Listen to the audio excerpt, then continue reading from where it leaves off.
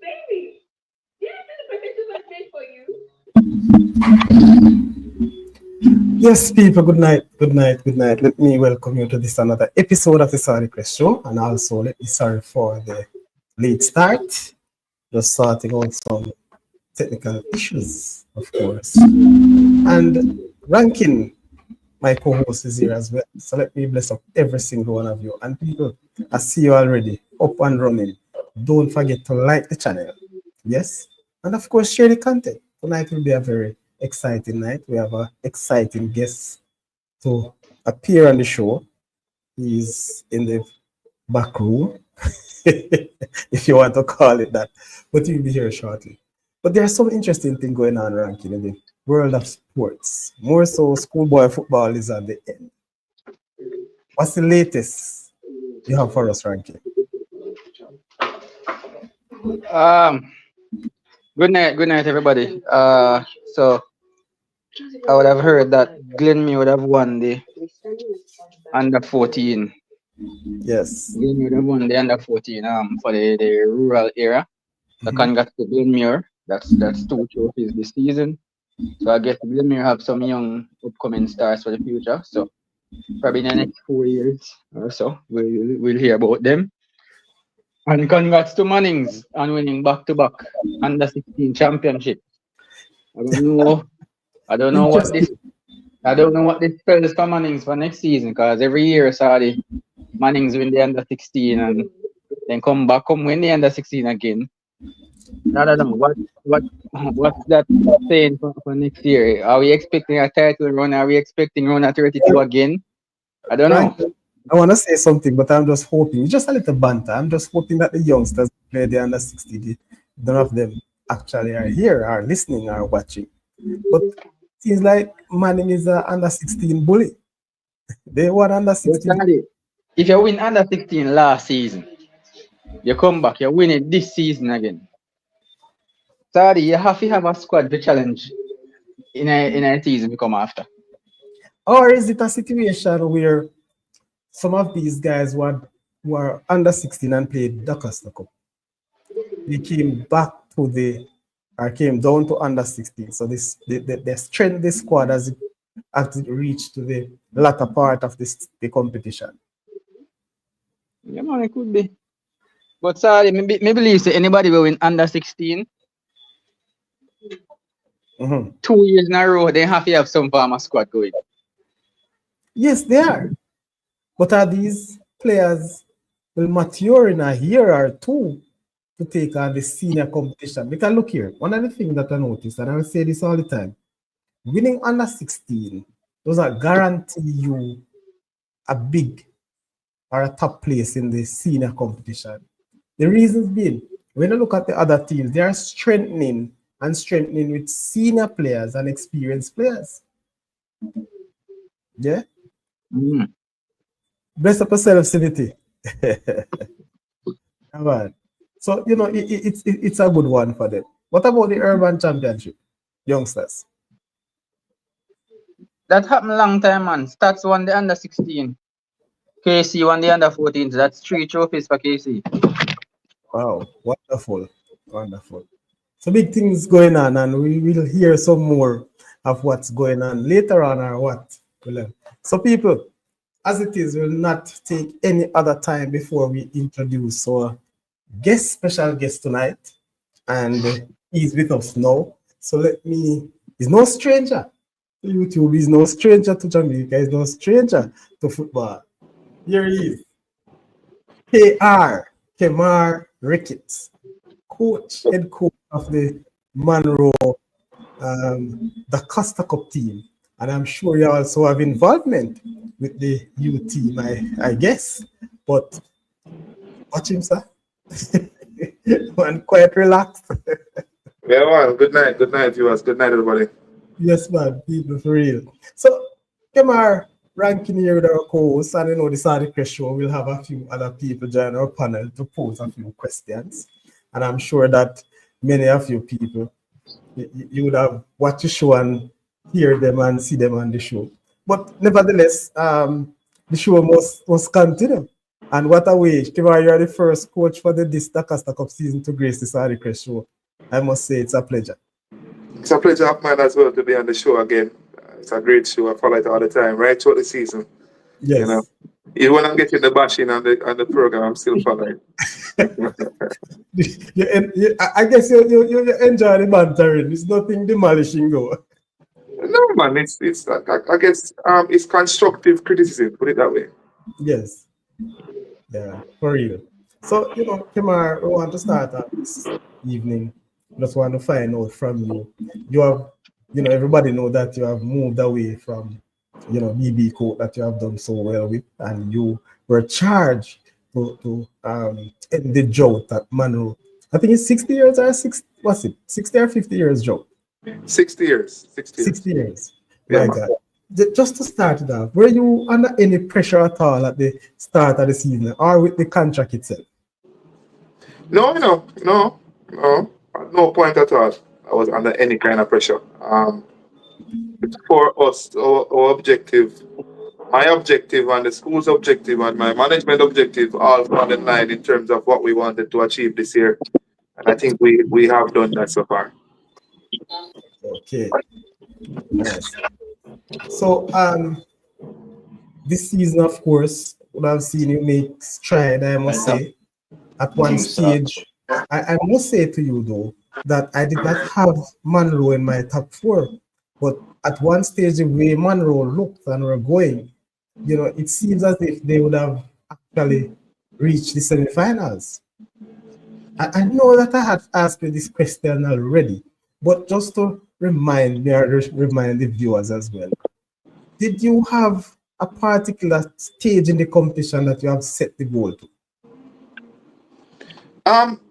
For me, over the years, it's always been stage by stage. So as the competition starts, and we start with Munro this year, as you know, it's not even 1 year since I've been here as yet. So while we go through the first round and we top the zone there, and then we went to round at 32 and we topped the zone there, and went to round at 16 and we were top again. We start to believe, but then bear in mind it was a youthful team, it was a brand new team, but we have just constructed, so it's still under construction. But for us, quarter-final, semi-final, final, we wanted to be there. Okay. But it's a stage by stage. If you had told me that I would top all of these zones before, I would tell you that maybe it's not possible, but it happened. It was all organic. Interesting. Before I ask Rankin to come in, can you name us your full staff? Maybe I don't know if you want to call it your backroom staff, your manager. What are the persons behind the scenes with Munro this year? I can start from just naming a few. I can't name all the managers because there are a lot of people, but the main ones I'll name. Mr. Courtney Murray is our director of football.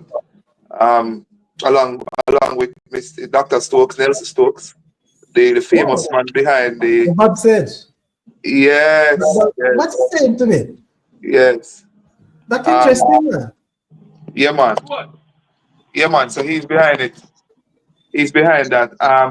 So my coaching staff, I have Mr. Michael Kidman, who is one of my assistants. Yes. All right.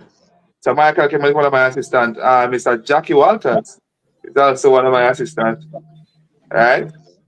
The old wily Jackie. I'm waiting for you to have. And then I have Bobby, who is my goalkeeper coach. And then I have Miss Shelley Semaj, who is also one of our manager. Okay. Very good. So Rankin. Big up in a Saudi. Yes, Vivian. Bless up, man. Mr. Ricketts, boss. Big up, Mr. Ricketts. Respect. Ranking, big up Peter. Errol, everybody. Mr. Ricketts, good night, my boss. Good night, Ranking. Good night. Yeah, glad to have you back on the show again, you know. It's a pleasure of mine. Hey, Mr. Ricketts, me have a bone to pick at you, Mr. Ricketts. Okay. Because me is a Cornwall supporter, you know. Can't miss a 4 goal you really go score for me now, Mr. Ricketts, eh? I didn't score 4 goals still, the boys did. Put a joke aside though, I must commend you, you know. A lot over the years we've seen Munro as a team that usually leave the competition at the first round.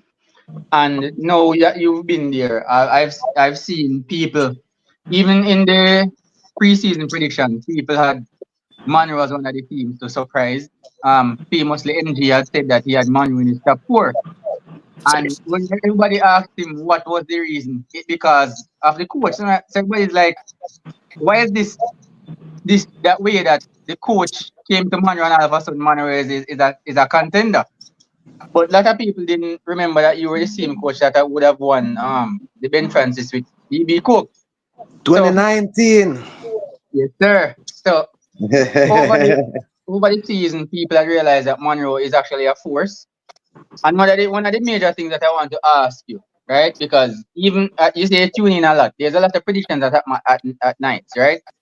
And anytime Munro would be playing at Malvern, everybody would predict Munro to win or draw the game. You know something I got attack you about it, right? But anytime Munro has an away game, the predictions that are not usually in your favor. So I want to ask you, what do you think is the reason for your form not being so great away from home? All right. So first off, it starts with our preparation. So I take 100% responsibility for that. And there's a lot of things I have to understand, and I think people don't really look in depth in football in terms of the climatization and other aspects of it. But I'm going to explain briefly. All right. So Yeah. one, the storm kind of set back the whole preparation that we would have had this year. So initially, our plan was to start on July the 3rd, but then the storm came that same day. So it pushed back a 2 week. So we got 6 weeks to prepare for a 3-month competition. While the storm came, Munro was heavily hit into, Right. dormitory, everything was damaged. So we had to go to Kingston. We had to camp in Kingston at UWI.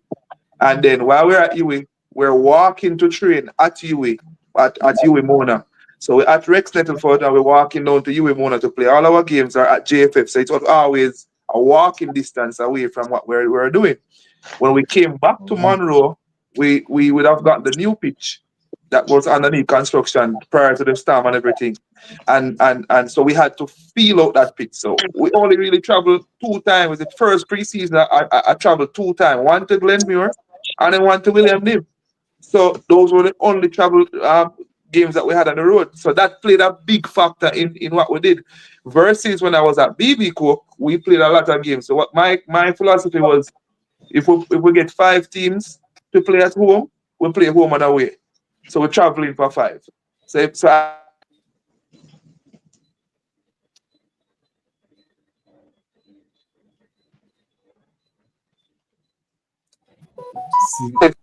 that's Kemar. Okay, he's back. yes. Yeah, man. So that Yeah, man. caused a dent in our preparation. Yeah, man. And thank you for that because I didn't actually know that. I thought that most of your training was done at Munro, so I appreciate the information. My next Yeah, man. question now. Know that you guys have made the quarterfinals, missing out on the semifinals by basically 1 goal, right?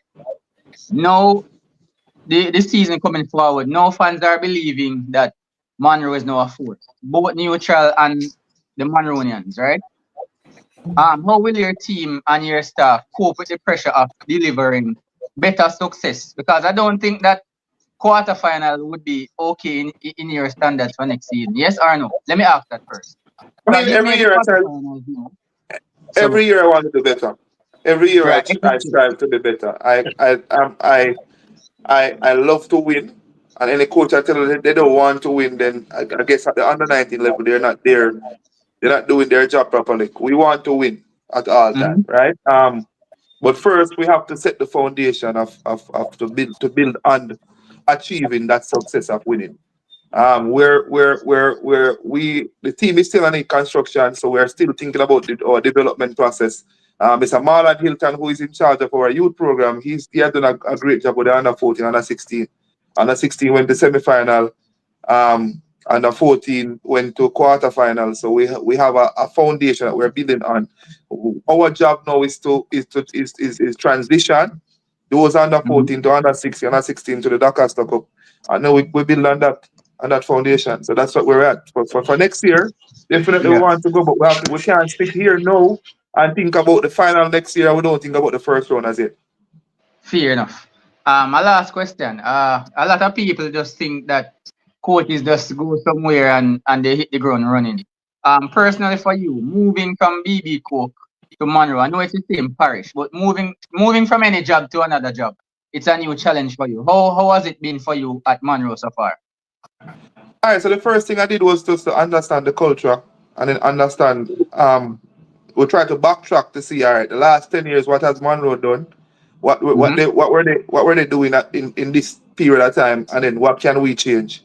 I think the first thing I set out to do is to change the mindset and to get back that belief within Munro and then the diaspora of the old boys and stuff. And I think we really achieved that. You know what I mean? People can proudly wear the Munro jersey again.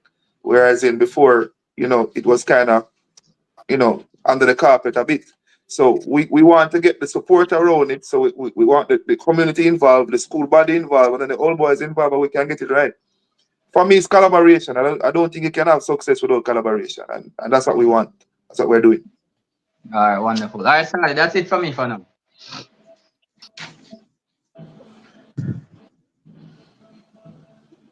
Your mic mute, Sadi. Open up your Sadi, your mic. Sadi, your mic is muted. All right, I'm back now. Yeah, because we not hear nothing. You see your Vivian sharp like crazy. Anyway, I'm just gonna ask Errol, you were here in, so let me have a few things to Coach Kemar. Hi, good night, everyone. Good night. Night for me and our guest, Kemar. How are you doing? Great. Fine, thank you. Good, man. Good. Like how the journey for Munro, and as you and I had spoken about the fact, those training situations might have caused, the traveling record to be not as good as the home one. But of course, you plan to do differently next year. Your plan is to do differently next year, the start of next season, so as we don't have this mentality in terms of playing away games. This you intend to change this. Definitely, it is high on your agenda. Definitely, because there's more than one factor, and I could go deeper into more scientific answer. Where so Munro is on a hill. It's very cold, right? So most of our sessions, if we're in the morning or in the evening or even during the day, it's cold. It's very, very cold at times, right?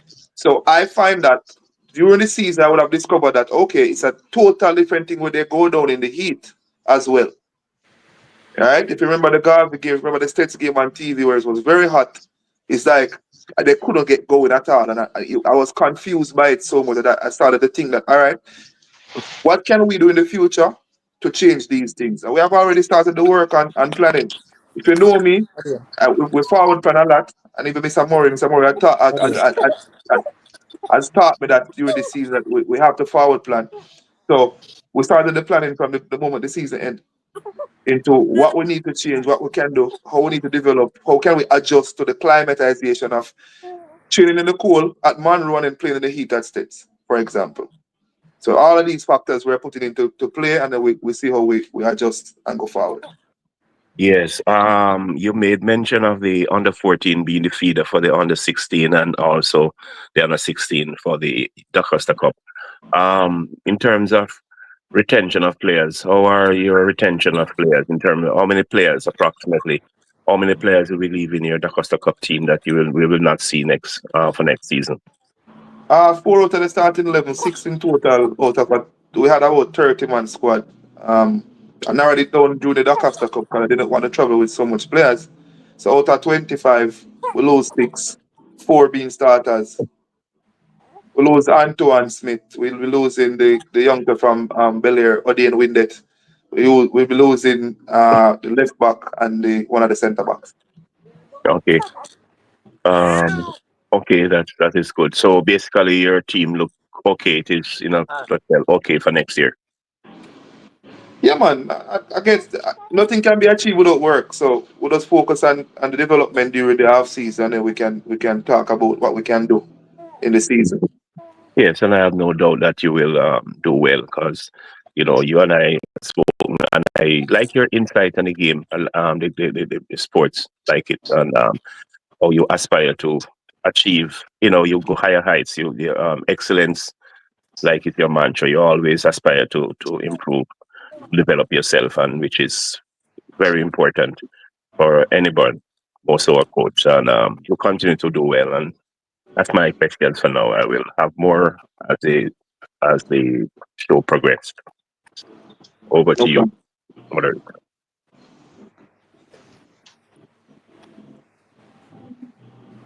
Sorry with the mic mute again. Sir Vivian. Yeah. I will not Check it mute out, Sadi.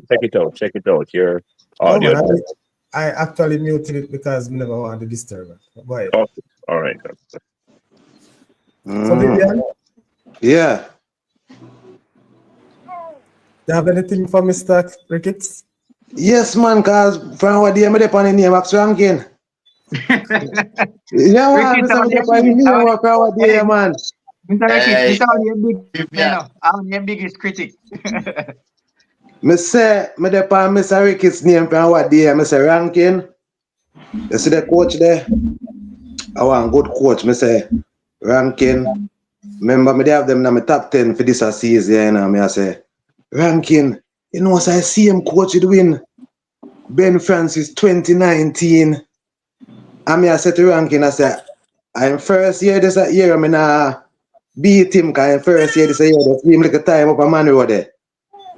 You get me? And big up Mr. Ricketts, I go on good.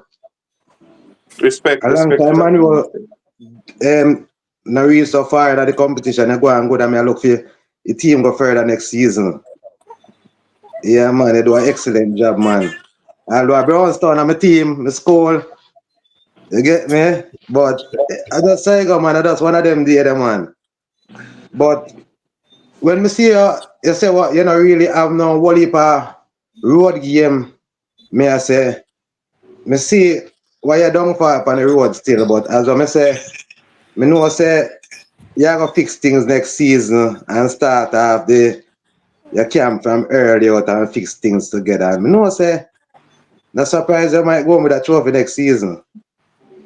You get me? Because I know that you go for Munro to do it. And you're going to prove it to them. That is the aim. That is the aim. Yeah, man, because it's your first year now. So, we have to give a little time. Yeah, Mr. Say I go and build up this Munro team because what if a future head at the team, yeah, man, and you do an excellent job and you don't know, just continue to do what you do best. And, you know, you're going to get things done, man, because at your first year, so I know, say, when I come back next season, it's going to be one dangerous Munro team we're looking for in 2025.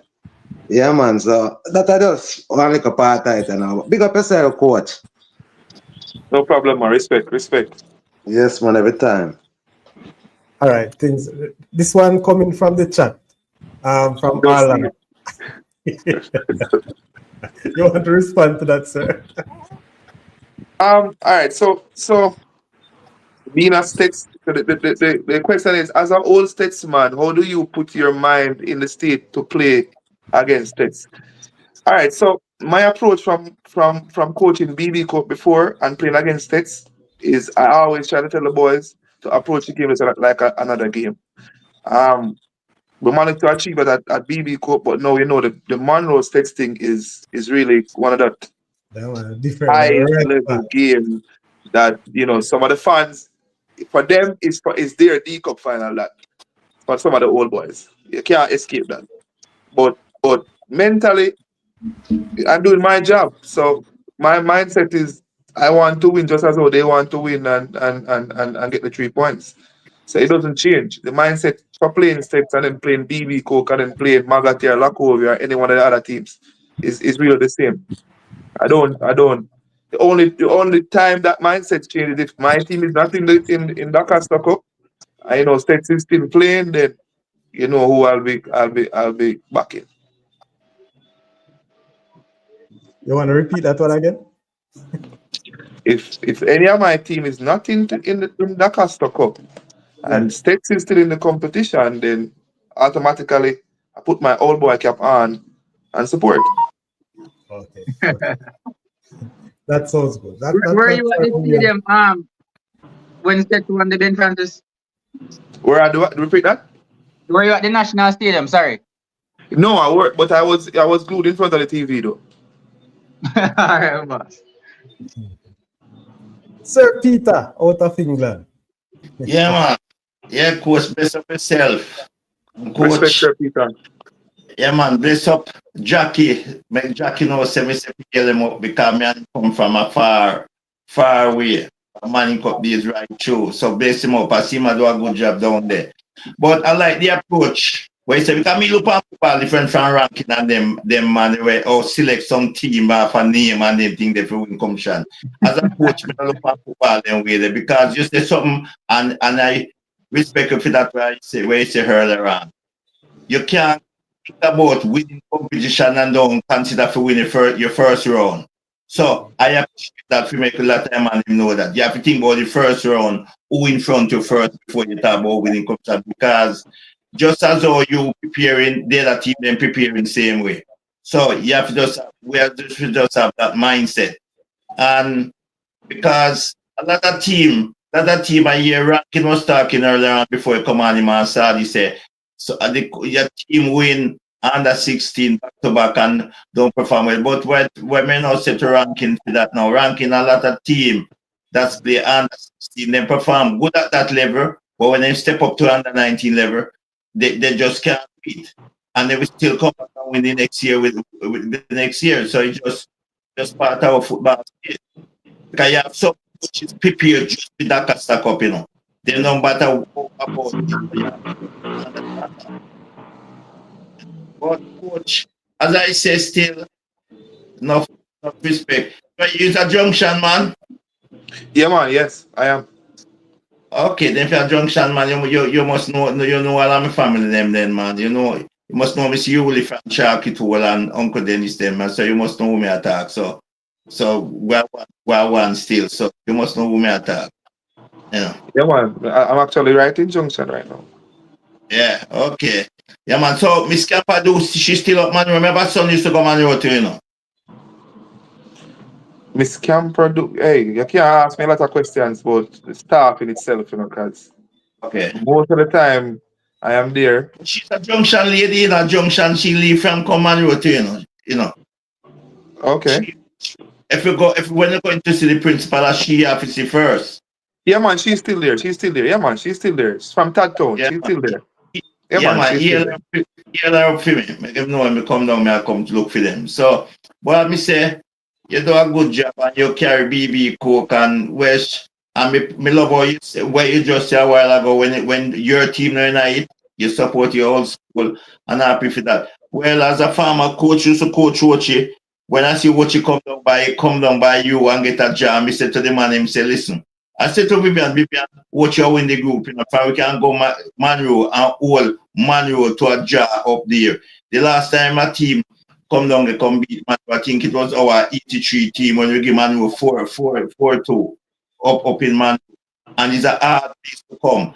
And the thing with it, while you say you're perfectly right, up that altitude, when you come down to the low altitude, that's where they guide them. That's why you really have problem with the away games. And yeah, man, we'll be working to fix all of that. Yeah, because you have you have to train them on the level, and that's mean when they go, the guy they can get climatized because Oh, man, were really cool. Man, were really cool. The guy and Dam, really different atmosphere. And that's why So, some teams struggle when they combine.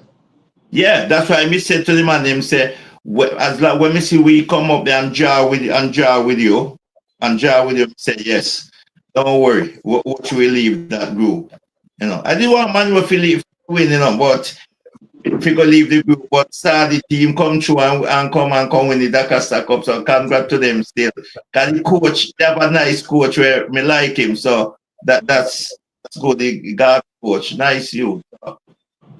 Yeah, man, good coach. Push your best and yell up Jackie for him when you go up, you know, make him know some say for yell him up, you know. And Jackie Yeah, man. Anytime Mr. Saudi want him on the show, him can get him, man. Yeah, man, I'm a friend that man. Yeah, man. Yeah, man. It's an icon. It's a living legend. You know, he had so much knowledge. You know, the other day I was listening to a thing and I can't believe say, and now Jackie not gone in a Hall of Fame, you know, to what him do for football, you know. You're talking center circle. What champion that? Yeah, man. Great man. All right. Blessings, Peter. Good opening one. Rajik, join us. So Rajik, what's up, my hey, listen, we just still know Rajik. They sell out the football movement, you know, Rajik. What have to answer to that? I sell out, man. They explain to ranking, going on. No, you have to explain to ranking. You should have explained to me. Not true, I'm a link mystery, but sorry about that. Supposed to get a straight drive. Ranking, Rajik, you have to step on your mic tonight, you know. I hardly hear you, know. And if yeah, hear me? Kemar, I hear you. I hear him, Saudi. I hear him. Yeah, man, I'm hearing him. Yeah, man. Go ahead, Roger. Go ahead with your question for the coach. Oh, you know, I don't really have no question. I don't just go and listen.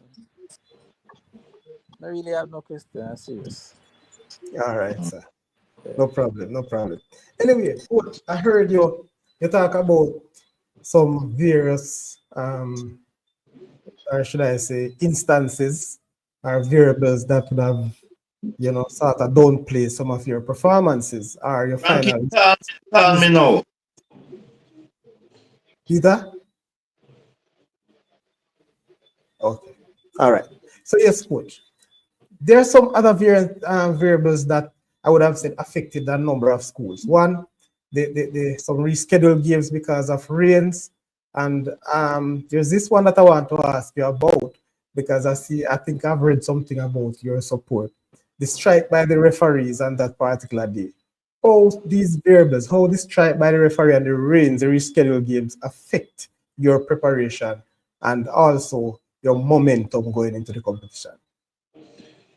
The strike by the referees didn't really affect us, you know. I think more the rain, the rescheduled game right before the Ochi game. Yes. I think that one would have affected us, and then it worked in two ways because my team went down with a viral illness, you know, flu, and right after the Frome game, we went into the Ochi game because that was rescheduled, you know. So we weren't at 100%. But then I'm not gonna make excuses. Ochi came out, they played well. We got chances, they got chances. We draw the game, we shared the points. I really think we should have won the game, and then we could have lost the game as well because you know that's football. You know, I saw the quality in the Ochi team from when I played Brownstone and they played Cedric. I think they played Cedric that day. Yeah, man. When I was playing Brownstone, so I would have seen the quality of that team and the threat that they had. But you know, on the day it's always on the day. I think they turned up and they did well. So your eyes would have well lit up seeing them, and you know have some opportunity to get back at them, plan for them. You think you would have covered away from the virus issues that you have or viral issues that you have? You think you'd have covered most, if not all, to conquer Ochi in that game? The fact that it was a home game as well. We were spot on in terms of the tactical approach. We were spot on. We knew the number 11. If he get any kind of chance, he can hurt us. We knew the number 7 and the number 11. They combine a lot. That's a youngster on the left side. So their strength is really getting the ball to the 7, and then the 7 will play a pass between the center back and the right back to get the number 11 into goal. Yeah, so that we knew about that link up play. I can tell you that in our game, he had to move from outside left and go inside to kind of get going. But nevertheless, again, as I said, you'll always have the plan down to the T. It's all about on the day how your team deliver, the mindset, and all that on the pitch. It's just like the Garvey game. We would have known about the number 11 and how dangerous he is. We will have known about Zessa, the number 13, and how they can hurt you. But it's all about on the day how you deliver, how you bring out these things, and on those days, Ochi got a point and Garvey got the better of us. Okay. And they're champions. So what can we say? That sets you on fire. Yeah. So You know, it's always been situations where people looking at how coaches perform. You know, when you do well, they will big up coach. But as soon as the team on a downside, Rajic, please mute. Transformer boss in the fan them the time there. And Where's Rajic? too long. Mute him, Asadi. They tell us when you sleep training time they go All right, hold on. because my baby mother he carry baby my grandfather so I sleep hotel. Who else is there? When you again coach they have on Errol? BB. All right, see it now. Let me You mute know, now. it's like Rajic and Errol attack. And Rajic, why is me here now? Me? Oh yeah, my advice. It's all right. Let it stay right there, Rajic. Yes, Kemar. So, you know, people like to blame coach a lot. And trust me, and this show a lot of people would have said, once Munro travel, they done right you off already. You can't win once you are traveling. Yeah. But you have explained. Yes, man, Rankin and Vivian. Yeah, Kemar Ricketts. Every time we do the prediction every night before the specific games for the preview the game going forward. And I tell you, every night that you're playing away, nobody is picking Munro to win. But as long as they're playing at Malvern, I'm telling you, everybody's the Munro winning. That's your one. So the question I want to ask you though, Kemar, similarly to you traveling down to Maypen, which is very hot, you think the teams that come to Munro would have had it difficult to negotiate your temperature or your climate up there? it's very difficult to adjust to. It's our asset. It's just like it's similar to when a team is going to play states at states. It's very difficult for them, no matter who they are. I mean, at times, maybe people look at maybe the Glenmuir game and say, but it is very difficult to be states at states. You see, we believe in it is two-way. It is the climate and it's the mindset of what you feeling for the boys. Mm-hmm. I think the director asked one thing, Mr. Murray asked one thing from the start of the season when we were playing our first game on the pitch. Yes. Not to lose on the pitch. It's simple as that. It's a brand new pitch. It's your home. It's your office. You should control your home. How many Right? points have you dropped at home? Alright, knock over to that's 2-4. Let me take it 46. I think about 6 points to drop at home. Do you think that's a lot of points to drop at the office? With the amount of games that we played there, Mm. that's not a lot of points. We did extremely well. We lost no game there. So we drew versus Lacovia, Stets, and then Ocherios. So I'm saying you have not lost there, but you have lost 6 points. We have dropped point, but in those games, listen to me now. Don't get me wrong. Remember in the first round, we're still unbeaten at home, so you can't change that. Whether you drop, you're still unbeaten at home. But nice. In the second game, in that first game versus States was a derby game, and you cannot take away from that derby. You cannot take anything away from it. It is there. Right? So 2 points to them and then Ochi and then Lacovia. first season. Put it this way: 21 games to win the Costa Cup, and Munro played 19 games. That doesn't sound like right to me. You said you're playing 19 games. You need 20. You need to play He's right. 21 games to win the Costa Cup. 21 games to win the Cup, and Munro played 19 out of 21. Wow. Interesting. Statistical. Not a lot of people think about that. None of these things. It's a very good data to use, you know. Garvey would have went to 21. McGrath went to 21. Only 2 teams would have able to play 21 games. Yeah. So that means the semi-finalists they go to play 20 then. 20, yes. Boy, you give Peter some ammunition right now. Boy, this the football set up away this season, you know. I can't look on this Mr. Ricketts now. States, me tell them, you know, States not good at them, not too good at them, yeah, but it's when they go up on the road, at them, the road master. Me tell them, so them go assets and win Ben Francis, you know. And I just think States had a slow start still, but they have the quality. Yeah, you can't. That States team, you know, is the same team that would have lost to Garvey in the final, you know, a couple of years ago. You know. This Garvey team that won would have won under 16 years ago versus States. So States had the quality from day one. It's just it's just a mindset at times, and people look at it. When the last time in 2009 when States won the Costa Cup, right? Yeah.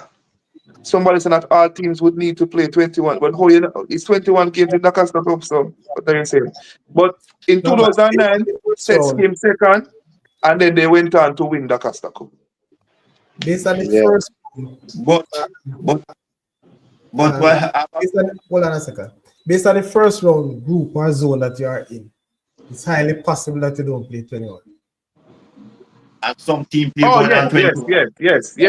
Because not all teams have equal amount of grouping. Yeah, man. Yes, you're correct. You're correct. Yes, some team play more than some. Yeah. But some team can use less games to win the Costa Cup based on which group. Because there's a group with about 4 or 5 teams. My group is way bigger, so we would have had 21 games. The Intel group. What I say now is what I'm saying to you now with you see coming on to I said I'm dying to see Saudi get the ISA president panel, the test principal, you know, because I think he made Mr. Francis, Ben Francis, and grieving the way how the competition playing, because I think the format should play off it. If you're going to play that format, we're going to play, because I don't see the reason why a team plays semi-final and get knocked out at the semi-final and do not get a chance to play for the Ben Francis. But Peter, the team that reach semi-final should have the advantage, because you're telling me the team that win, that means you know that States have a better season than McGrath will finish second in the league. But Peter, let me use it. For which angle you're looking at it from, though. Exactly, because you can go to the semi-final. Hold on, Peter. You can go to the semi-final as Ben Francis Cup and still lose there. Of course, it doesn't matter. Well, at least you can say a champion. Of course, make me go and lose. All right. When we win the Costa Cup 1981, we never win Ben Francis. No, I am saying this to you. You can lose both semi-finals. Yeah, but make me lose. Make him lose. Make a team then lose. Make him lose. If you're going to do it, that format. What they should done then is have a knockout match with every team play for every God Almighty team in the Costa Cup. Play for it just like what they play, just like what they do. It's like how you have the FA Cup and the Manning Cup team then play for the Walker Cup. That same format. But it's only 4 teams. It's only 4 teams can win Ben Francis. You know? Only 4 teams are unable to win Ben Francis. And if you look at it, those 4 teams get to go play for the Champions Cup as well. So it is one and the other. I think what they're moving from is trying to. No, that's totally no. I don't agree with it because I don't see the reason why me or go semi-final and me it's semi-final team. They should even the man who win the Dakar Cup should get a chance. That means that you cannot have no four-time champion like our Rockies won 4 times in 85. Oh, we agree, and that is out. I am saying, Peter, I'm not rushing your point. That's fine. That's a fun. That's what you need to see. But listen, if you're gonna say that teams go to the semi-finals, that team in France is gonna have actually have more to celebrate than the team that goes to the semi-final or even the final. I mean, that's a don't thing. We have competitions, and that's what is happening now. I understand the way you're looking at it, but the same teams that gone to the semi-finals could have actually lost 2 and still not come out with they can they may empty and lose study. Someone might need to be muted. Someone is trying to disturbance. Background, you know. I know my background. No. Okay, sorry about that. We just want to get some trouble. Yeah. Can I say something here? What I'm saying to you, no, Sadi, and the coach, when you look at it, people start to call the cup now Losers Cup. They start to call it Losers Cup. I know people give the cup name. Well, I know, man. No matter with people let them call it anything they want to call it. No, but I think. Can I say something here? We are fans. Sadi, no, I think this is a foolish idea. I want to talk to the president. Yeah. I make the team member pick us in from me play and lose, and then when they lose, nobody cannot say nothing. You will get the El Presidente to talk to us. So we leave that. Yes, we get the president from ISA on the show, and then it has been debated, Peter more so than anyone else, about the format. And the president, when the president is for his, once you can get the president Saudi on the show, and so Peter can direct this question to him, because it has been a long-standing issue for Peter and some others. Okay? There is in the chat, there is someone there want to say to you, Mr. Ricketts, which team would have created the most challenges to your team and why?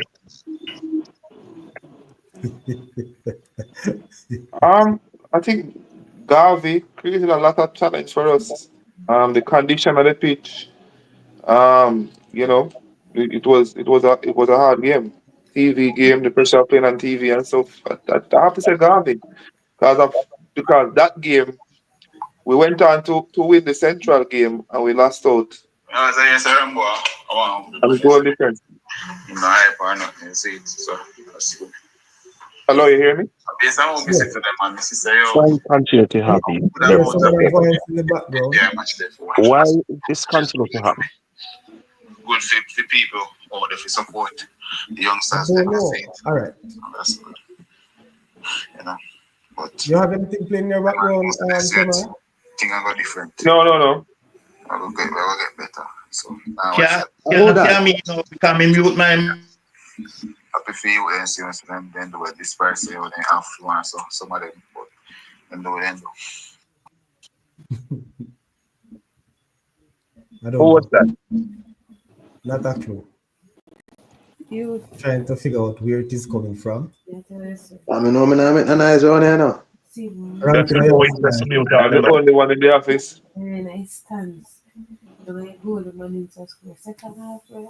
Kalisa that man.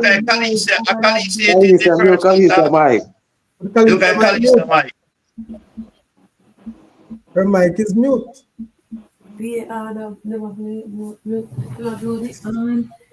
So I can continue now? Yeah, go ahead, Kemar.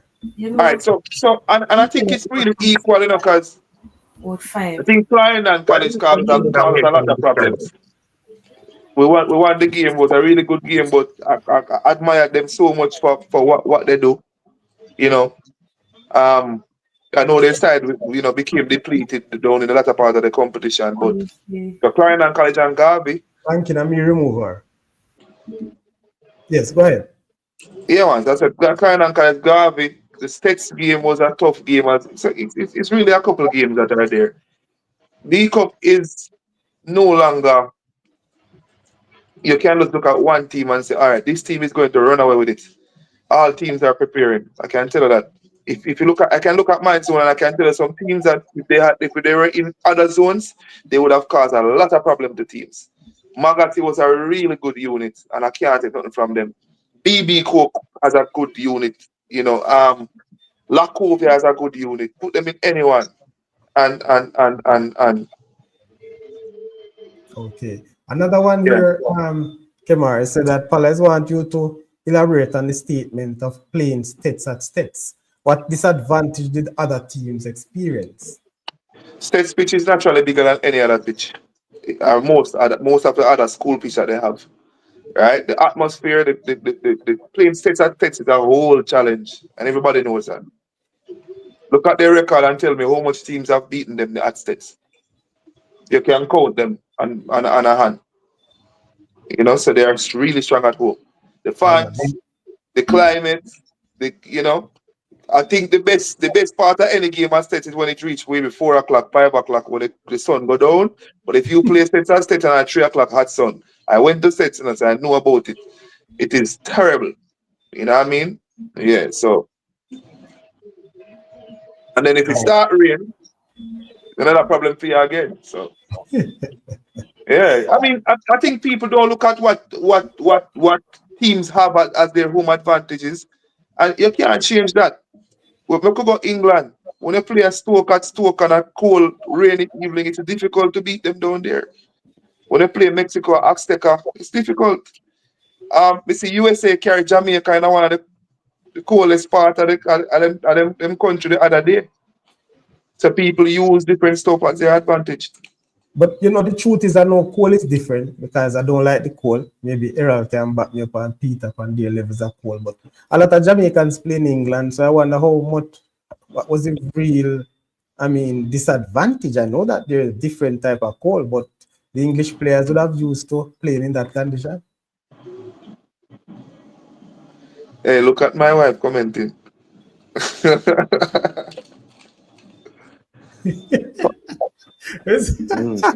Oh, somebody have your back. Kemar. Big up yourself, Tory and Kemar. Big up yourself, Tory. But there's another thing I want to ask. You mentioned the plans that you have going forward in terms of sorting out, the issues at Munro. Can you give us one of the plans that you are looking at? One of the plan of what? When you sort out the issues at Munro. How are we going to do it? How we plan to do it?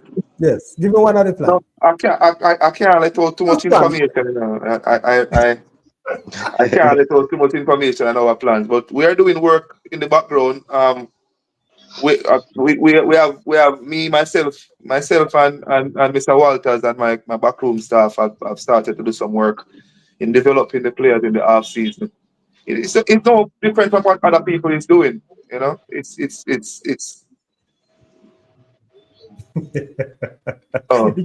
attention to the comment section. So it's no different from any other school. If you look at every school, they want to start from early. They want to start some technical development. Strength work. It's no different. It's no different. For me, it's really to work on the mindset of the boys and have them believe in what they can achieve and how well. Because with my bright, it's a boys. Munro is known for the academic excellence. You can't change that. So it's for me, my task is balancing the academics with the sports part of things, right? So we get the mindset right, and then to shift the culture, not me alone, but everybody that is involved, whether the youth coach, Mr. Hilton, or myself, being head coach, we're on that level of shifting the mindset into believing that we can achieve things through football.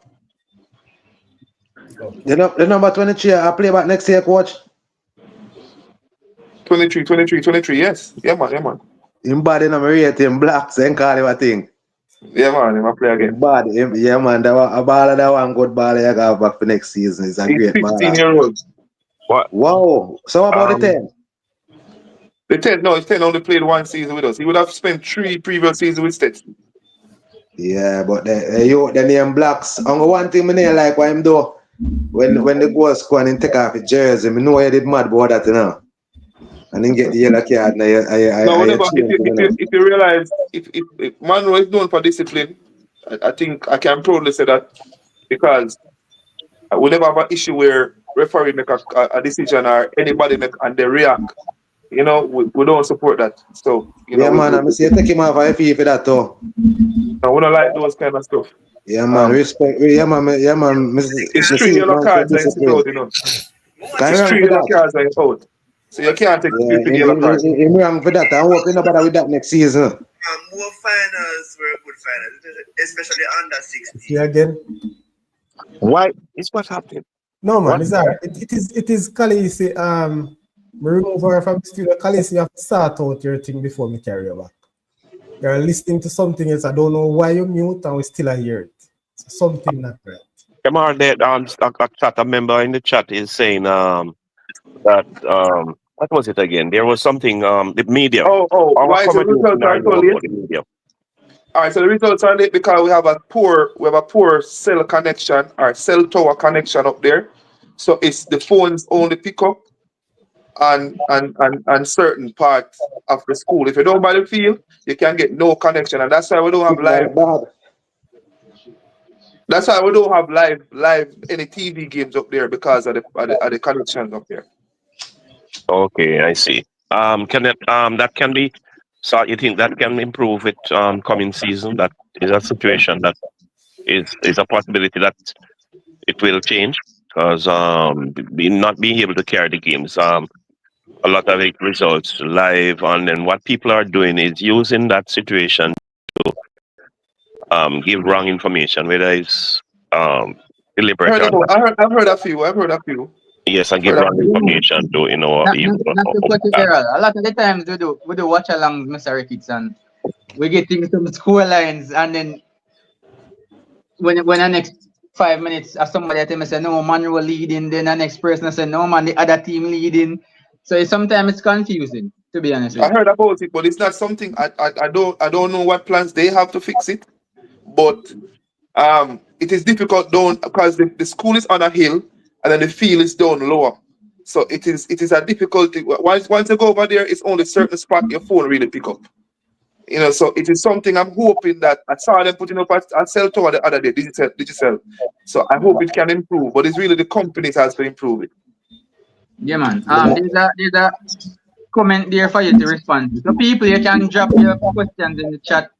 The coach will try to respond. Coach will try to respond. Man, you're pretty brother. So there's a question for you on the screen, coach. So people drop your questions. I see it. Thank you for the season, Coach Ricketts. As a MC old boy, I always believe that the lack of talent wasn't Munro problem, but more so mental. What did you do this season? Well, I did a lot of mental work, really. So we started early in terms of technical development and strength development. But I always try to put things into perspective. I think the game is the best teacher. So I always use different techniques and examples of getting the boys' attention and getting them to believe. I think the biggest belief starts with yourself. And I told him from day one, if you don't believe, then nobody else can believe. I can believe in you and you don't believe in yourself. I think that's one of my assets. I believe in myself before anybody else can believe in me. And then I try to be an example of that, and then they can follow. Like the thought there. Yeah, coach, may I have another question for you? Because I'm a statistics person. I think you drew 4 games in the first round, correct? Yes. Yeah, man. Remember you drew 4 games in the first round. Couple of these games, I know that you came from behind. Yes? No. Lockover game, they came and they drew the game. That wasn't a behind. Sets game was from behind. That's 2. OT game was from behind. That's 3. That's only three game. And you beat Central coming from behind with 10 men, yes? No. We were actually leading 1-0. Oh, you were leading? Leading in Central score back 1-1, and then we got a red card, and then we. We tweak something. So my question is, coach, I realize that your team have a lot of character. Because a lot of people, you know, a goal might score and them head drop or them drop off. What I realize a lot of the times a team might score on Munro earlier before Munro score. Munro usually come back and draw the game or win. So I realize that they're doing a lot of mental work on the boys. Is it because of fitness that they can run the whole game and get back the goal, or it's a belief that the goal is gonna come? Again, I said the game is the best teacher. So the scenarios, it's in training, the kind of scenarios you create for the boys at time. Because remember, muscle memory, you don't change that, you can't change that. So they will go revert back to what you would have taught them. So at times we'll create scenarios.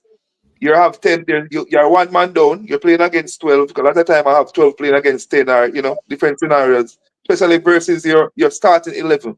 So I'll have 10 man playing versus 12 or 13, and I say you have to win. This team is leading 2-1, you must win 3-2, you have 10 minutes to go. What do? Do you change and start to go direct, or how do you win the game? Just win the game.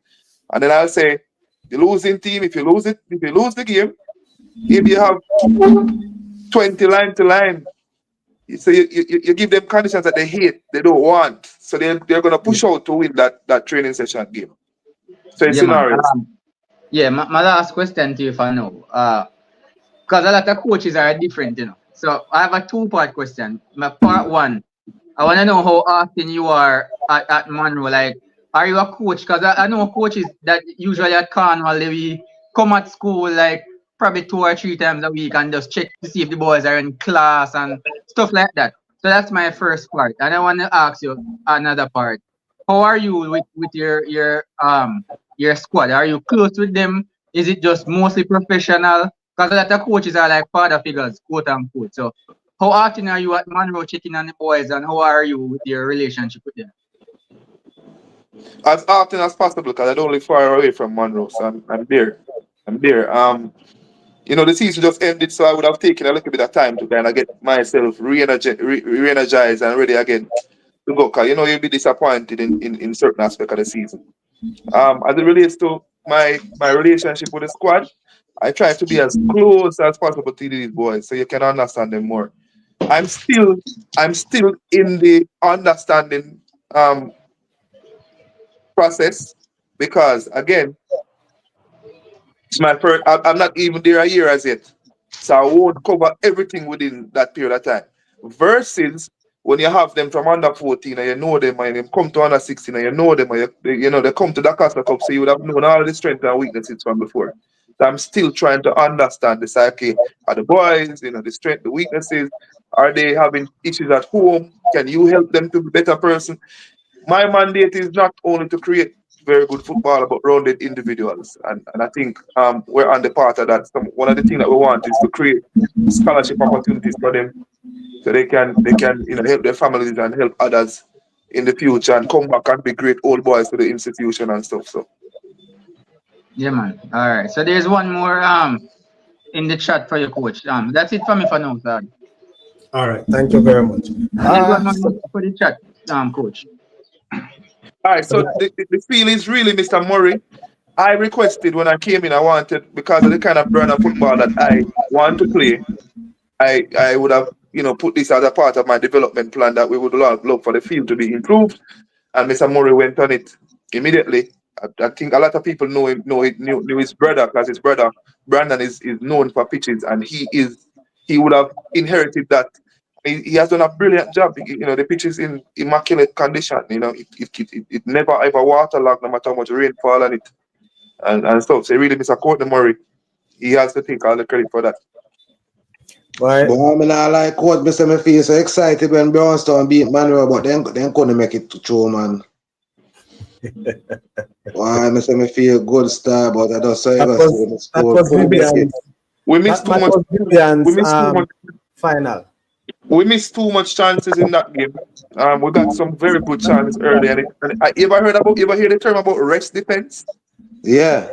So coaches know about rest defense. So you're attacking a lot, and then your rest defense is kind of caught in watching the game. and then the ball coming out long, a long ball play over, and just catch your rest defense locking, and that's how we lost the game. You know, but Brownstone have some good play. I love the defender that What about the number 10? What about the number 10? For Brownstone? Yeah. Yeah, man, good youth. Good youth. Yeah, man, him bad, man. Good youth. He put on too You much know, weight. one of the things I've loved with this season, every team has quality players in it. Yeah. I can't look back on a team and say they don't have. Every team has at least 3, 4, 5 quality players that can hurt you if they click on any day. I'm just you mentioned saying you down there year, so I know say next year you're gonna fix things the real way now. So trouble there now. Them better look out. You know, Coach, we never discuss the time you stay on the show, but I know you always watch the show. You know how Saudichress Show go on. But let me know when you're ready to go. But the good thing about it is here. Huh? The last time I was on the show, we were here for 2 hours, remember? That's why I don't want to say it. Well, guess what? Wife is in the show, so she will keep you abreast. Now, Coach, I hear 1 hour now, and I heard everybody talking about, I just hear Vivian talking, you know, that next year what you will do or what will happen. But let me ask you a question, and this one may be a very strange one. You sure you'll be at Munro next year? If I'm sure? Yes. 100%, of course. Okay. Munro ambition and my ambition meets each other, you know, because I am very motivated and highly motivated. So it's not like I would have gone to Munro winning this and winning that, and you know, I won Ben Francis, but when I look back, is this good enough? What else is there to achieve? There's a lot more to achieve. Look at Coach Vasco Reynolds. He won Walker Cup with Woolman, and I think he won Champions Cup. Then he went over to Rossi's. He won Doncaster Cup. He went back to KC. You know, him win Manning Cup, and him win Oliver Shield. And I remember 2019 and knock him out too. I remember 2019 and knock him out with a free kick there. True, but again, these coaches are a role model for a young son. Yes, man. Manchester. These coaches are still role models for coaches. Even Mr. Peart, I think he has done a brilliant job.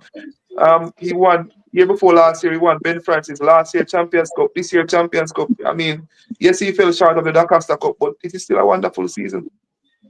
I asked the question because I heard a little twinkle that some high-profile school and managers has reached out to you or to your agent with some big bucks trying to lure you away from Munro. Can you say anything about that? I just think my job has just started at Munro College, so I've never heard anything about that that you just talk about.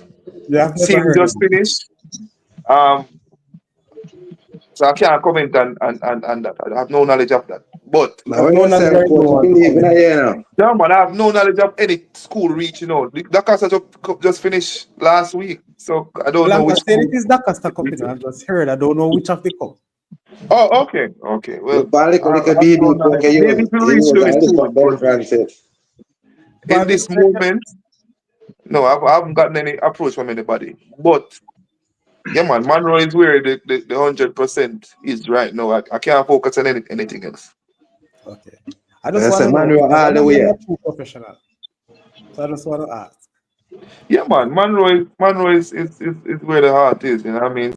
So, you know, no disrespect to any other school, but you know, that's where I'm at this moment. Because you know the powerhouse that I talk about. Yeah, there's a lot of powerhouse, but Munro is also a powerhouse. I love it. You respect that, remember you bring trophy up there, coach. You can't back him even in a corner, you know. No, I'm not trying to, you know, you just that listen. Kemar know me as well, that is how I play my stories. I enjoy the tough questions, man. No problem with the tough questions. You can ask any questions. And helping David pressure coach. Repeat that. Another YouTuber, he's saying we must have pressure. We have to pressure, man. I don't know if you know this YouTube channel. Oh, Island Hopping Sports. Oh, yes, sir, man. I think last week we see you on him the funny thing, you know. Last week? Yeah. man. Watch the interview, man. Yeah, Yeah, man. Another man. question. Another Good Yeah, friend of question. mine, man. you know. Another Yeah, man. question Big up for you, yourself, Kemar. Lenny. Me John don't Moore. tell ranking already, you know. Just give me Saudichress little time up there. Cause me know Mr. Ricketts I want coach and I want normal coach. You know, see him So, put little BB coke on him up. the other Sorry, tough question for you, sir Ricky. yeah, want to know which to honest about which the Costa Cup team he thinks that is the best all round team, Mr. Ricketts. Which one of them you think? Which team is here? I say, which of the Doncaster Cup team you think is the best all round? Garvey won the cup. I have to give it to Garvey. It would be unfair of me to name any other team. Garvey Maceo won the cup. So they're the best Where else all can round you? team. Yeah, I mean, you'll have other teams that could compete with them, but I'm sure a lot of people out there, like myself, Glenmere was there in terms of man for man. But Yes. Garvey put in the work and Garvey won the cup. They're the Garvey best team. is the best team in the Costa Cup because of what they achieved. Okay. You know what I mean? Now back your 1000% on that the question there. Where You know ranking why? of the Never tell And a we can lie. extend it a little bit because guess what? I think sometimes a lot of people reason with feelings and because of, I am of this fan and I'm of that fan and they go away from the reality and stuff. Glenmuir has a very good team and an excellent team. Man for man, on paper, they would have been favorites from before the Costa Cup start. Clarendon College was there, but there was this factor of them not having a striker, an out and out striker. And in my book, if Clarendon College had that killer striker, they would have been there. I played against them. Okay. I like the Frome team as well. I think Frome is one of the best teams out there. So I could extend and talk about a lot of different teams, but We in have a lot Gaza to with the talk about. competition. You and that from team, we have some discussion coming up as it relates to From and Munro with a particular game. But let's leave that for now. You talk about a 35-man squad. Where you get so much players from? How many of these players are from overseas? Munro is 1,200 boys. How many of these players you have are from overseas? Not much, maybe about 3 or 4. I said not much. That's not that much. You see, number 10 in for KC is from No, I'm State just have one asking down you. there. The big teams have the big powerhouse teams have the Caribbean players. No, man. Munro is known for years. And guess what? We have youngsters in Munro that is playing tennis that is from overseas. Munro is known for that in terms of other countries, other Caribbean countries sending Coming to school. students. Yeah, Munro is known for that. It's So I'm nothing asking new. you now. In 2000, in Andrew Edwards' era, they had 2 Mexicans.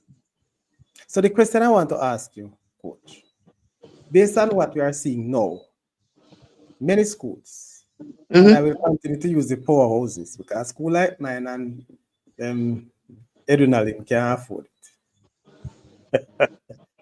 Is it that these players that you have, were they intentionally recruited for football or they were just students at Munro? No, man, they're students at Munro. I don't like that smile. They're students at Munro. No, but seriously though, seriously. Yes. Okay. And that's fair. I just want to know because of the direction to which we are going. And we recognize. Man, you'll always so what you're saying is that States went out and went over Trinidad to look the number 9 that they have. I don't know. You tell me. I don't know. No. But I know schools. Remember, I know. Let me explain something to the viewers. That Costa Cup is very attractive. Yes. And you know why? Whisper went to Chelsea. Kahim has gone to overseas. You know what I mean? Mm-hmm. So, what? Just do what I did this comment. No, man. We can't. I've heard the narrative about who is recruiting who. I just think the Dakar Cup is attractive and people want them child to participate, whether in Jamaica or outside. And we are a very good academic school. remember, these boys are students first. So when we say recruit them to play football, are they going to play football and go back to Trinidad or go back to Barbados and don't Kemar, have education? Kemar, So what Kemar. I'm trying to do is to explain and to not have the narrative of, oh, they are footballers. They are student first. At the end of the football, they're not getting paid. They need to go back with an education. And if it's a scholarship, it still involves education. I agree, Coach, 100%. But the question I want, I'm coach, asking, well, on Peter, well, you said to me that they are student first. Yes. But the point I'm making, or the question that I'm posing, is not that I'm saying that you should not have them, or they should. The issue of that is that I know and you know that there's a big recruitment drive, yes, throughout For where? the For where? Caribbean, seeking excellent players to maximize the I potential of think the you're miss. team. I think because of the whole thing that happened with champs and yes. I think that's where the whole thing is coming from. It's not really No, football. Is It's that not No, football. I I'm agree with the saying. coach I'm because not saying it's Sadi, football alone. Well, on, no, Sadi, Peter. Well, Peter, hold But on. you I'm ask a coming to you. football question, Sadi. So Yeah, that's but why I'm saying. it's a football team we are discussing. That's why I zoom in at So football. let me ask you a question. Mhm. How much last year? How much international play would have been a part of the Da Costa Cup? Not many. And this year you still don't have many. But when you look at the champs before and this year, and you have Nigerians, you have this, you have that. So Yes, sir. But and I this is still where we and I are still and going. I can't bash them. Go ahead. No, man, they're not. All I'm trying to say is not bashing because I'm happy that we are able to help or give assistance to some of these to our Caribbean neighbors. They wouldn't get a chance to be getting involved in this sort of exciting and competitive league that we have our called schoolboy football. So I'm not saying that football is going out there for that. I know track and field is the major part, but what I'm saying that window has now open, and so football has taken a piece of that cake. So I'm just saying to say that it is good. We look at Casey. Casey have a thing about 3 or 4 um, youth in their setup from the Caribbean. We know about 2 in the Black Cup, but in the Manning Cup rather. But I'm sure next year we'll see a few more. but Other schools have. Sadi, I'm just saying to I agree with you. Go ahead, Peter. I agree with the coach, because this is just it's not like the man in comes like you take a man from a school and come. The man in come down and I can get them qualification because when Ulmas winning in the 90s, a guy from America was on that team, squarely winning goal against Clarendon College. They go guy then come down and then get the education and go back up with the A level, and it's not like they go and not schoolwork. So I agree with the coach. Sometimes we have to give and take. If every school did have the opportunity, if we can do it, then would not complain. Peter, what I am saying, listen to me good. They must have the academics, because that is the first place. They're not able to matriculate without that. You get what I'm saying? But the point that I really want to make, and I'm saying, I'm not trying to beat Kemar, or any other school. But we know say not a lot of schools can do that. There are teams or schools or groups of people who go on that recruiting drive. Kemar would not necessarily say that because his influence of overseas players are regular based from history. Now, I'm sure that Kemar also recruit locally. And when Kemar recruits, I'm sure Kemar not recruiting 2 or 3 boys to make the Munro school challenge Christine. But Sadi, look at it this way. These kids, you take a kid come from foreign, come down, come play ball, and because where the coach say, these kids it's not like you're paying them to come play football, Then come in and get an education. Certain school will have opportunity. Certain school in the Caribbean, a person will want to go to school like when they hear about KC, JC, Woolmaz, Munro, Cornwall, Clarendon College. These kids will always attract to go to those type of school who have those type of name. So what now when these things happen, we have to just go with the guy, just like when you go somewhere and go take a footballer from the next school if you come play for your school. So I don't see nothing wrong with it. Oh, No, oh, Daddy. all right. All the American man needs to come kick the Jamaican man there. I mean, put it up, Kemar. Jamaican man. The man said something good there, so yeah, even Hedwin all enough people from foreign will come around for them a chance too. No, So this is why I'm saying, Peter. This is what I'm saying. The point that I'm making, you're getting it wrong. Track and field is the sports that in schools that started that, and I can tell you it's recruitment. Nobody no come tell me say it's recruiting. No doubt about it. But I'm zooming in now to say football, yes, have been taking a similar approach.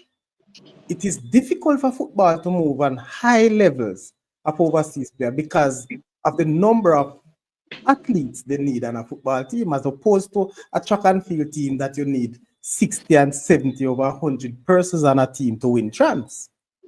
Yes, so I'm not saying it is wrong, that as a bashing. I'm trying to zoom in to see where Kemar's position is as it relates to recruiting from So overseas. let me better explain. Let me explain better for you. All right. So it's not even recruiting. It's about, because I have never flown to Trinidad or anybody apart of my staff flown to that country. So yes, you might get an opportunity that maybe happens once every 5 years, where somebody send you a kid and the kid can has the academics to come to your school and can play football, and it's a very good football. You're not going to pass that opportunity.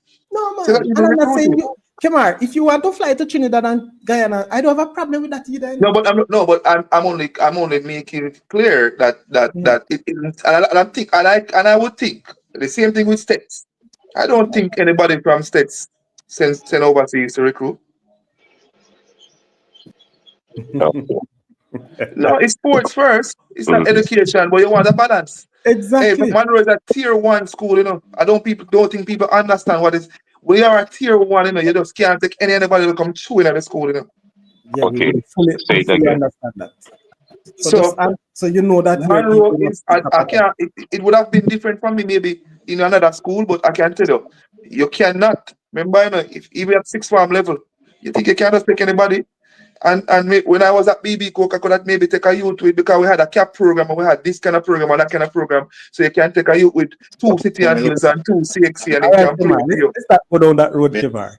We don't want to go so deep. Yes, Rankin.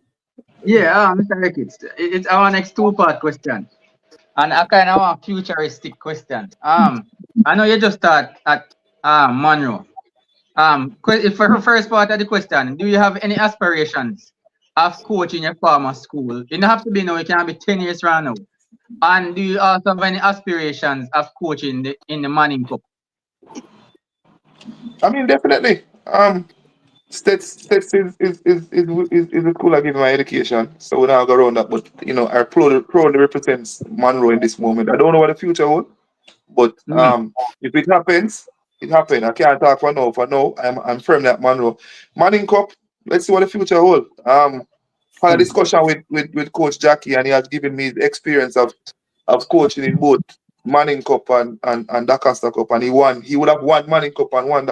He would have won treble in Manning Cup, and then won the same thing over in Dakasta Cup, and it's an extraordinary achievement. So I'm just trying to develop myself, develop my team, and see what I can achieve as a person, as a coach, and then with the school that I'm coaching. All right, cool. Yeah, man, sorry, that's it for me. Okay. Errol, you were saying something? No, I was just making the point about the where education first, and where it started at for track and field athletics and so on. And I can say my alma mater, Edinalin, was probably can be ruled out in terms of that. For football, as what Mr. Ricketts alluded to, is especially Munro, the caliber of the education ladder that they have there and so on. That has to be first and foremost. And football skills, that would be secondary for them. Okay, good. I'm on that subject. Yes, sir. Right. Welcome, B. Fergie, to the show. B. Fergie is a Munro old boy. So I'm sure Yes, you wouldn't miss indeed. this one for anything. Yes, Kemar, indeed. Yes, indeed. that's one of your old boy. I don't know if I think you met him. I don't know if you remember. You met him at UE. The So practice Fergie, game. The practice respect. game we had with good friend team. Yes, definitely. So I've been listening, and where Munro is concerned, Yes, you're coming at your Munro fever yeah, now. we're not new to having foreign students. Yes. We have been having foreign students from my time. So From the devil was a boy. yeah, and the first thing them tell you, you come to not to play ball, you come for schooling. Yes. Now, what I want to ask, Coach, because in my time, we had a difficult time when it got down to quarterfinals and semifinals because of the Christmas term exam. Do they still have it? Yes, they do. Then we have a struggle because you can't afford not to do well in your exams. And at the same time, the ball require a lot more when you get down to them stages. Because in my time, we're going to match and win a Bosa study. You know, makes sense. So easy. And like Sadi, I told you, me get half-hour detention. And we have a game the Saturday. And the man they make me know say if boss can't left before me serve the half hour. That is how serious them is when it come to schooling and discipline. So for Munro get that far, a lot of sacrifice. It's a lot. And that's why I commend the boys a lot, because what I'm trying to teach them is balance. Because here how I put it, and maybe you'll agree, Sir Fergie and everybody else. All right, so this is what I sell to them, and I show them that this is the part you have to go down. When you go overseas on a scholarship, right? You can't tell the coach that you can't train, and you cannot fail your exams or your schoolwork. Right. You have to have a balance. So you can't 1 minute late for training. You cannot miss training, but you still have to do well in your schoolwork. But we do everything to do it when we go overseas. But when we're in Jamaica at our schools, we don't try to balance. We want to do it when we get a scholarship to go overseas. And I'm teaching my boys to do that from now. Balance everything that you have to do. Hold on there. The thing is, I can only speak for Munro. Playing football, you're not a normal student. You're not a normal student. Can you hear what happened now? When I'm at training, everybody else has studied. So when they take a break from studying to line, I can't afford to line with them. Me have to go find a little corner and read my book. And if you don't understand that, you're going to suffer because time lost cannot begin. So I think the biggest asset of Munro, Sir Fergie, is the thing that called prep. I don't think Mr. Saudichress or anybody else on the panel would know about that. So from 6 o'clock. I know about that. We do that at Woolmarts. Yeah. I know about that. We do that at Woolmarts. So prep from and 6 o'clock. I know how it is done at Munro too. So from 6 p.m. to 9 p.m., everybody from 1st to 5th form, along with some of the 6th formers, has to go to prep in your uniform, in our classroom settings. So I think that gives us a kind of an advantage of getting the boys to balance. Because it was really wonderful this year to see all of my boys passing 7, 8, 9 subjects.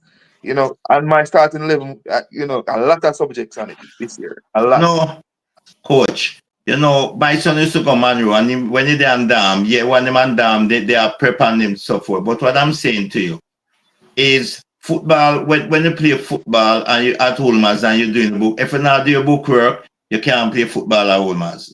Back in my time. Cannot. You have man play, you have guy that have all 6 CXC. And when they come to 6th form now, the book work and then get kicked out of school same way. It's no different. That's how it was. Yeah, you have to do your book work. But when I go down Ochi to coach Ochi, that's how them we farm the 6th farm, you know. When I go down there as one of the coach, when I go down there, I see the principal not repeating no one, and I said to the principal, that time it was Miss McIntyre, that's respect that lady. And I said, these kids have 7, 8 CXC, and they're 15-year-old. We have to do something. And so come they farm the 6th farm will be the first school in that parish we have 6th farm in St. Anne. Because me bring the old man's idea, go down there and say, listen, these kids have to farm 6th farm because the kids they're 15-year-old, leaving school with them, some of them parents can't afford to send them a community college. So farm 6th farm and come back and play ball. And you know, two of those guys right now is doctor right now in America. Put on the ball business and they are doctor, medical doctor right now. So these kids and those kids look up to me so much. They call me all the time. So this is when I said to you, say, if you're doing a book work, but some school now, I realize it's just winning at all costs. It doesn't matter if a man doing a book work, no, if I'm bullfoot, then as long as they can play ball, they have them. And that is wrong. Yeah. But I want to sensitize the viewers about something. Yes, of course, there's a program. Let me answer the question quickly. So do these football players have a program in place to help them? Yes, definitely. Again, we don't take these things lightly because guess what? It has shifted where you could use subjects and get a good scholarship overseas. Sure. It has shifted. A lot of people don't know this now. It is really your transcript from the moment you start that school that is giving you the good scholarships now. Your GPA. So if when them look at that transcript, they don't see a certain level of GPA, you're not going to get a good scholarship. Oh, So, I have a question to ask you and Sadi. You have this question to you and Sadi. I can tell you. Back in the days when they did change the rules for the most valuable player, a team can get knocked out, you have to have a certain amount of education to get the most valuable player. That still go on now same way? Is that about the ball skill? I'm not sure. I can't tell you definitively what are the criteria now. I just think they picked the MVP from the final, really. I don't think it has to do with the academics. Oh, no. Well, back in the day it was because remember one year a guy from Munro get it. And when Munro say, oh, Munro jump out the first round and get, but when we realize the guy have so much subject and they give him, so that's why I think that's why I want to know if they change or they just going off playing ability. I would, if that was the case, I would have a few. Because I have a youngster with 14 subjects. One of my captains. Yeah, man, you have some kids who have quite a few subjects, yeah. Yeah, but it's really on football merits though. They really everything is on football merits. So it's your own stand. I think the youngster from KC, Messi, I think he was an outstanding talent for me. That youngster from KC, number 10, I think. Yeah, man. Yeah, I think outstanding. Number 10. Messi went to KC again. 11. Number 11. Oh yeah, number 11. But then, question. There is a, I think last year, I think I saw it happening last year, where there is as you know, some players, they had 2 games after the conclusion of the football season. There were 2, a game, I think, where you had students visiting from abroad, America. All scholars game. The games are coming up. The games are coming up. It's an all scholastic. It is called the all scholastic game, and you have all D versus all money. All that yeah, that's one from the U.S. And then you have this Caribbean showcase that a good friend of mine, Oniki Samuels, will be hosting on January 8th at States, where a lot of coaches, over 40 coaches from overseas, from different and professional clubs are coming down to recruit. So, you know, the boys have to do, and again, and that's why I can tell you that the transcript is a big, and I don't think everybody's saying, oh, if I have 9 subject and 10 subject, all right. For example, I cannot do anything between 1st, 2nd, 3rd, and 4th farm. Then I can go to 5th farm, pass 5 subjects, and I get a scholarship. It's very difficult. You need a good transcript now. Okay. So scholarships have to come from first farm then. Yes, your work has to start from first farm. It's really the transcript. Fair enough. Yeah, I agree with that. Coach, there's another question on the screen, Coach. It wasn't that challenging to accept the offer from Munro. They were the most serious in terms of what they presented and you know the whole program itself of what they want to achieve and how they want to go about it. It really coincided with what I wanted for myself and then my family and everything to wifey help to make that decision. So my support system and everybody, and the task. I love the task of changing things. Again, everything is organic, but when you look at it, 15 years since they tapped the zone, how much year them not beat Cornwall, 40 a year, how much year them not beat Klein College. Don't remind me. Don't remind me. So, hey, Coach, man, what's the next year in Jackson Shield, Coach? Well, we have the Jackson Shield now, so you have to try win it back. Challenge accepted, man. Come on, it's really a great feeling to be a part of the Munro family and then the Cornwall family in extension, Glenmuir family, because Glenmuir, Munro, Cornwall, they are three close knitted schools. They do the Dakasta selection now Saudi and the coach, them do. Them go for them send for the coaches, them like the top 4 coaches, them are what? No, it's sent to every coach. They send out a document, a Google document. I can answer for you, Saudi. Yeah. So Saudi look like him anyway, so they send out a Google doc that you select your players from, but you can only select about 2 from your team. And then but you have to select from other teams and stuff. So every coach do that, and then I think they'll tally how much coach will have selected that specific player, and then the semi-finalist coaches, I think they get to go sift through those players, and the finalist coaches they coach the teams. Okay, yeah. So how many? All right. What you say about? Waiting. Who are you play Ochi? Which 2 ball and Ochi team you think you what you see really look outstanding to you? The number 7, number 11. I think I can tell you the names shortly. They're 2. The number 7 is a very good player. Number 11 is lethal in front of the goal. I can't tell that from them.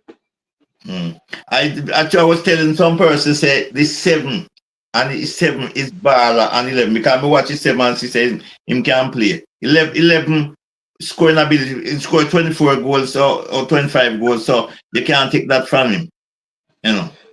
I think this was a year of strikers, though.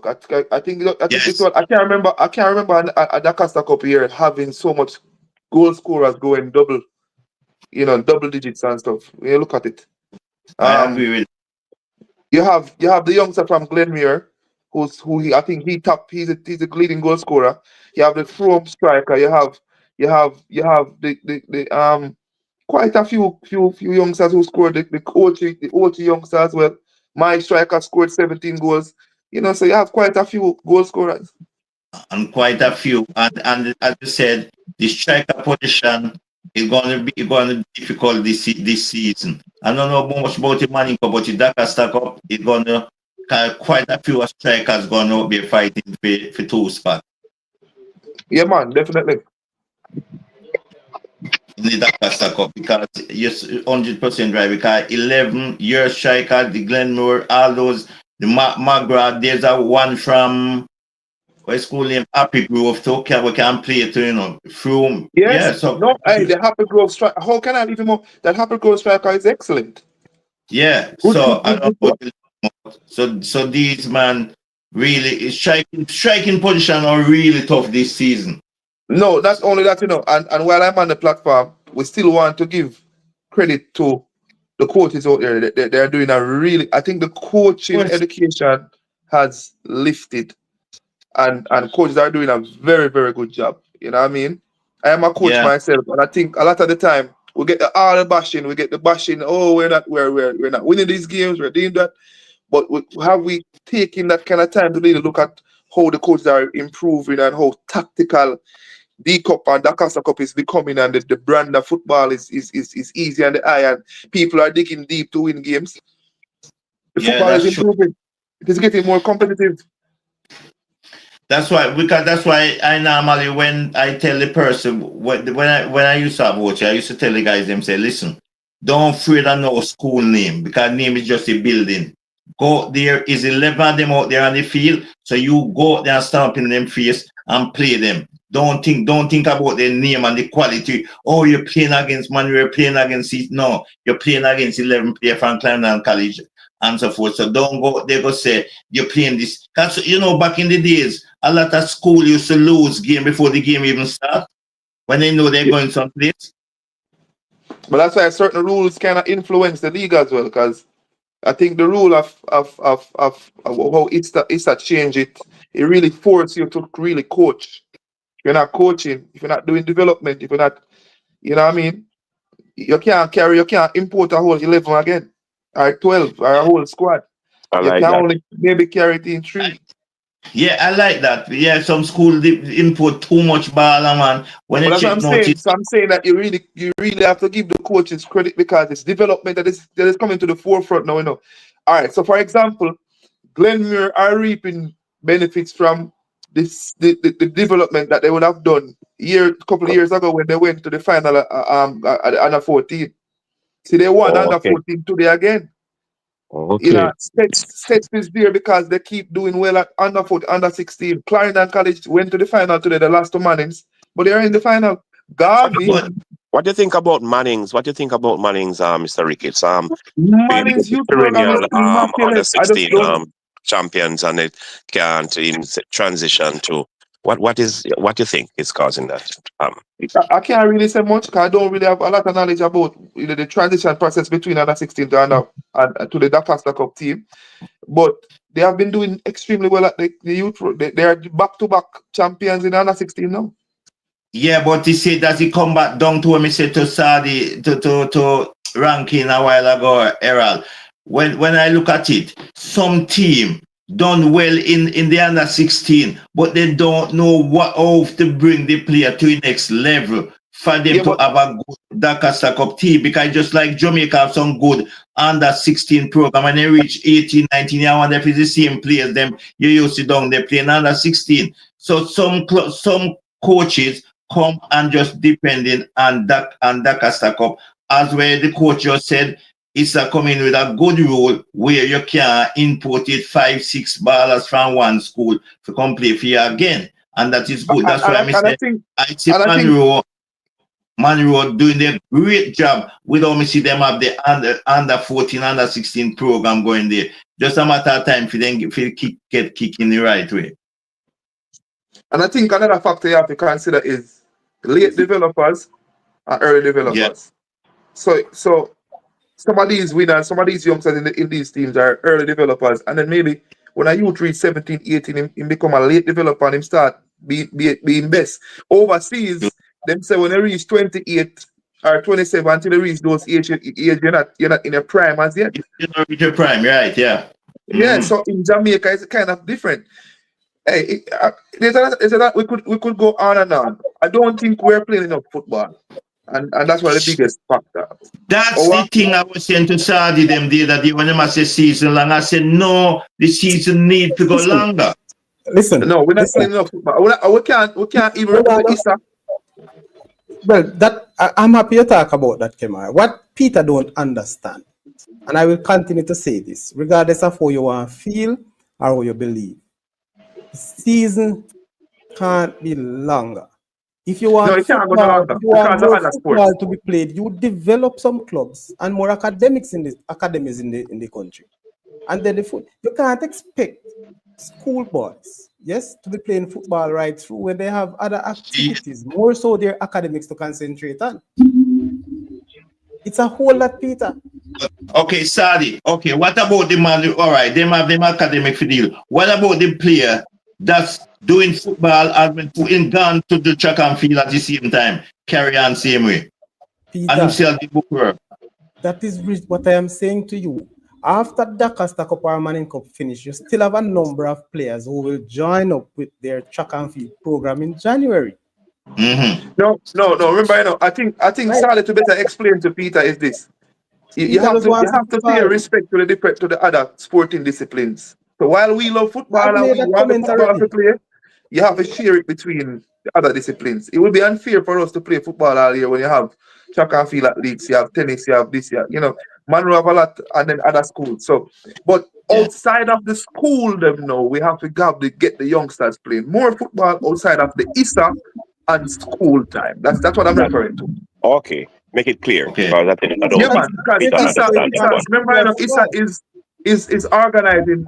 ISA is not only football. ISA is track and field. ISA is basketball, netball, and all different kind of sporting disciplines. So we don't want to be selfish and say we want football all year. What we need to do is to create the kind of foundation and platform where our boys can be playing football outside of the given season from ISA, because they can only go 3 months. ISA can't go 4 months. Okay, make it clear. Yeah, they can only go 3 months, September to December, and that's it. You know what I think some of these teams. That's why I like the approach where the coach did this year, where I have to give him credit for carry the guys there in time at this in a parish division 1, and that's very prepared. I think the final with that issue by going and playing parish division 1, and that was very good. And I think some teams should take a leaf out of time book and do that. She and ask you something if there's something there, coach. Sorry, check back your WhatsApp for me, there, please. All right. Yes. All right. So some schools also are affected by demographic. Yes, definitely, most definitely that is also a problem. But then when some of these boys are getting opportunities, how can you hold them back from some of these opportunities? So it's two ways. When a youngster get an early opportunity, sometimes you can't turn it down for them. You have to just look at the next one that is coming and try to work with them. I have a kind of different take when it comes down to development and footballers. We want to see them on the international stage. I want to see more Kaim Dix. I want to see more Whisper, Denzel McKenzie, all these players that are going overseas. Whether on scholarship or pro, I want to see more of them because it unlocks more opportunity. If you look at Mr. Murray, that is our director, he was a great footballer for Munro, and he played for Jamaica as well. Done well in the sport. And he went overseas getting a scholarship through playing football for Munro. And he came back and look at what he's doing now. Look at Dr. Stokes. Dr. Stokes, Nelson Stokes, who is a footballer and also an Olympian, and also he did track and field. He did football, and he did bobsleigh. He's known he's the last one on that bobsleigh Olympic team. So, but as I was saying before, Sadi, yes, the youngsters needs to be playing 40 to 50 games. If we're talking about outside of school, we're not referring to school now. Outside of that, on the international stage in these academies, they are playing a lot of games. And that's why a youngster like the youngster from Yamal from Barcelona can be doing such great things at his age versus what we are doing at our age. That's the sort of thing, and as I said, the clubs need to be developed. Some academies, if you want to call it that. That's how we're gonna really grow. We cannot solely depends. And you see, as fans, that's where most of our attraction or most of our entertainment as it relates to football comes from. Schoolboy football. So we always want to see more schoolboy football. But we also have to understand that schools are not just football, but they have a whole lot of other sporting disciplines. Yes. And that going throughout the year. So that's how it And I runs. think it starts from within the parishes, though, Sadi. If you have Yes, more under 17 parish competition, more under 15 parish competition, it gives other youngsters. All right, why is it so much of the trophies are so much finalists coming from Klein in the last couple of years? Why? Programs, boss. Programs. A lot of football is being played. How much Premier League team you have down there? Well, and then again too. But if you look at that, how many players in Clarendon playing Premier League football? Yeah, Football. but I'm saying that they have programs. If you look at Clarendon has been there, right, knocking on the door every year. They're there. God to get it this And I year. understand, but just another side to this Clarendon thing, and the success to which we are talking about, is that when you look at the former Clarendon structure, it is not there anymore. That's one of the things that we can always look up to. But again, I tend to not have a big difference, but differ a bit as it relates, especially with the Premier League teams. Because the truth and in fact, you have a number of these players who playing for the teams in Clarendon. They're not from Clarendon, really. So the structure is there in terms of the clubs that are there to manufacture and to get these players together, get a system to have the football running. But is that the players who actually from the parish of Clarendon making up the bulk of these teams? But the structure is good, no doubt about that. So we want some clarification. Yeah, clarify what you said. Okay. So this you agree that the structure there in Clarendon is good. Yes, the structure That's is why the football, the hub up, especially starting from the schoolboy level, it's so dominant. They have been dominant over years now and will continue based for the foreseeable future, based on the structure that is present there. Yeah, and our coach education has improved a lot as well. Yeah, without doubt. That is. Let's not take away. If you look at my instructors, it's quite a wonderful conversation. So, Vassal is what I'll be completing my I have my B license, conduct of B license assessment on Saturday. So we're closing that out on Saturday. Congratulations. So one of my lecturers, our instructor, is R3 speed. It's a speed. And he won what? He just won the championship with Cavaliers. Yes. Andrew Peart, he won Champions Cup and was a dominant force in the Dakar Cup this year. Vassal Reynolds, KC. You understand? And when you look at all of my counterparts that have been doing B license and A license and all of these and the C license, they're all doing well. Yes. I could name, I can, off the top of my mind, off the top of my head, I could give you 10 coaches right now that have been doing very well. Well, I made so it is improving. Doing well. That was one of the questions I had for you coming up, sir. But since you're touching, as it relates to coaching education, what we're seeing in Jamaica, there's a number of persons in and around Jamaica and also overseas have not value or put any value or commendation to the coaching education here in Jamaica. I wanted to they ask, have reconstructed it. They have reconstructed it, I know. and the syllabus that they have developed now, it is next level. It is pattern. And I've done many courses outside of Jamaica. Instructors are good too. It shows. And instructors, but they're not only. You see what I love about it, they're not only instructing you about. They're not telling you about their way. They're out there doing it, and you're seeing it, and you're seeing the results. True. You're seeing the results. You're seeing the results. I think Andrew is is a brilliant coach in what he has achieved with youngsters. Vassal is there for years, and his track record speaks for itself. And when you look at what Speed is doing, you can't take anything from him. He has won the Premier League, he's won the champion.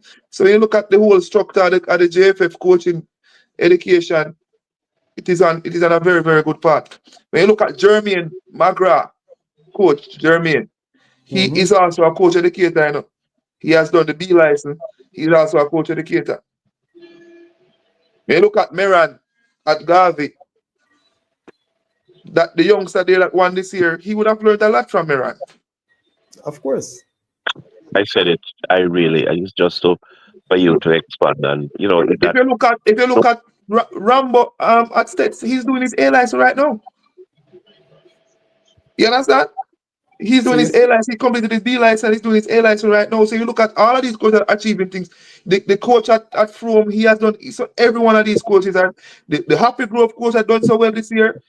He has done it. He's doing his thing as well. So the football is in good hands where the coaching and development is concerned. The coaches are developing themselves. So the schoolboy football, at least, are in good hands. And beyond, schoolboy and beyond. But these coaches would have coached other teams, Premier League, as you said.